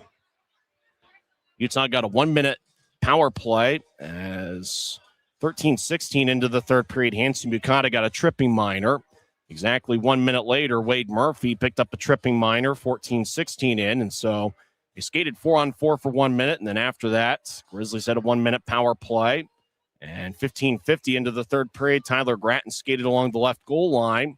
And then he didn't have a shooting angle, but he was at the goal line and saw out in front of the net, just hanging out there was Jack Brackett. So Gratton ricocheted the puck off of Brackett and into the back of the net. That tied it up 15:50 in, and that made it a 2-2 game. And then in overtime, Greenville had 10 shots to the Grizzlies 1. So plenty of chances for the Swamp Rabbits. Bassey made 2 or 3 grade A saves in overtime. But then O'Hara just kind of had an innocent-looking shot, just kind of getting his way around the Grizzlies' defense. And the backhand shot just kind of looked like it was under the left arm of Bassey, and he just couldn't quite corral it enough to trickle past him to give the Swamp Rabbits a 3-2 victory. So Utah's still looking for their first win here at home in January. But they did pick up a standing point tonight as the Grizzlies' record falls to 15, 22, and 4. And with the victory, the Swamp Rabbits record is now 17 and 16, and they're now 8, 6, and 3 on the road this season. Grizzlies did win the special teams battle. They were 1 for 3 on the power play. Swamp Rabbits were 0 for 2. But obviously Greenville did score the shorthanded goal 11-20 into the second period. In terms of shots, Grizzlies with 19 tonight. They were led by a three-way tie as Friesen, Genevieve, and Mikey Koala each had 3 shots. Luke Salem and Sean Kennedy each had 2, and then a few other Grizzlies with 1 shot. For Greenville and their 32 shots, it was a very balanced attack. Keaton Mastrodonato had 1 goal and 4 shots to lead the Swamp Rabbits. Jake Murray, Patrick Berg, and Josh Atkinson each had 3 shots to lead the Swamp Rabbits. Isaiah Seville gets the victory at net as he saved 17 of 19, as his record goes to 6 and 5. For the Grizzlies, Dominic Bassey's record goes to 2, 3, and 2, as he saved 29 of 32. So a tough loss for the Grizzlies as Greenville won 3-1 on Wednesday, 3-2 tonight. We'll see what happens tomorrow in the series finale, which should be an emotional and charged atmosphere, with it being the Guns N' Hoses Classics with 3 charity games in the afternoon beginning at 12 o'clock, leading up to the Grizzlies game at 7 p.m. Should be a huge crowd. Right now, they're looking at over 8,000, but by the time we get the puck drop on at 7 o'clock tomorrow, you're probably talking about a crowd of over 10,000. So it's going to be a ton of fun and a great atmosphere, and that's going to be tomorrow night for the final Guns N' Hoses Classic in team history. As they continue the highlights on Flow Sports, and well, a ton of chances for Greenville. I was a little bit surprised when I saw the official shot count in overtime was 10-1. Bassey just kept making one big save after another. Greenville's that type of team, though, and you see it specifically in overtime. I mean, Greenville plays a controlled brand of hockey, and that's exactly what overtime usually is. As they show the game winner, it was just one-on-one there as, looked like O'Hara had Evan Friesen in front of him. Friesen was just kind of standing in the middle of the ice. O'Hara went towards his right on Friesen and just had enough room to get the shot off. And it was a backhand attempt that somehow crawled his way past Dominic Bassey. Tomorrow's going to be the final game of the month of January, and it has been a tough month for the Grizzlies. There's no question about it. Utah is now 1 and 4. That's the basic win-loss record in games decided past regulation. And the Grizzlies so far in January now have a record of 2, 9, and 2.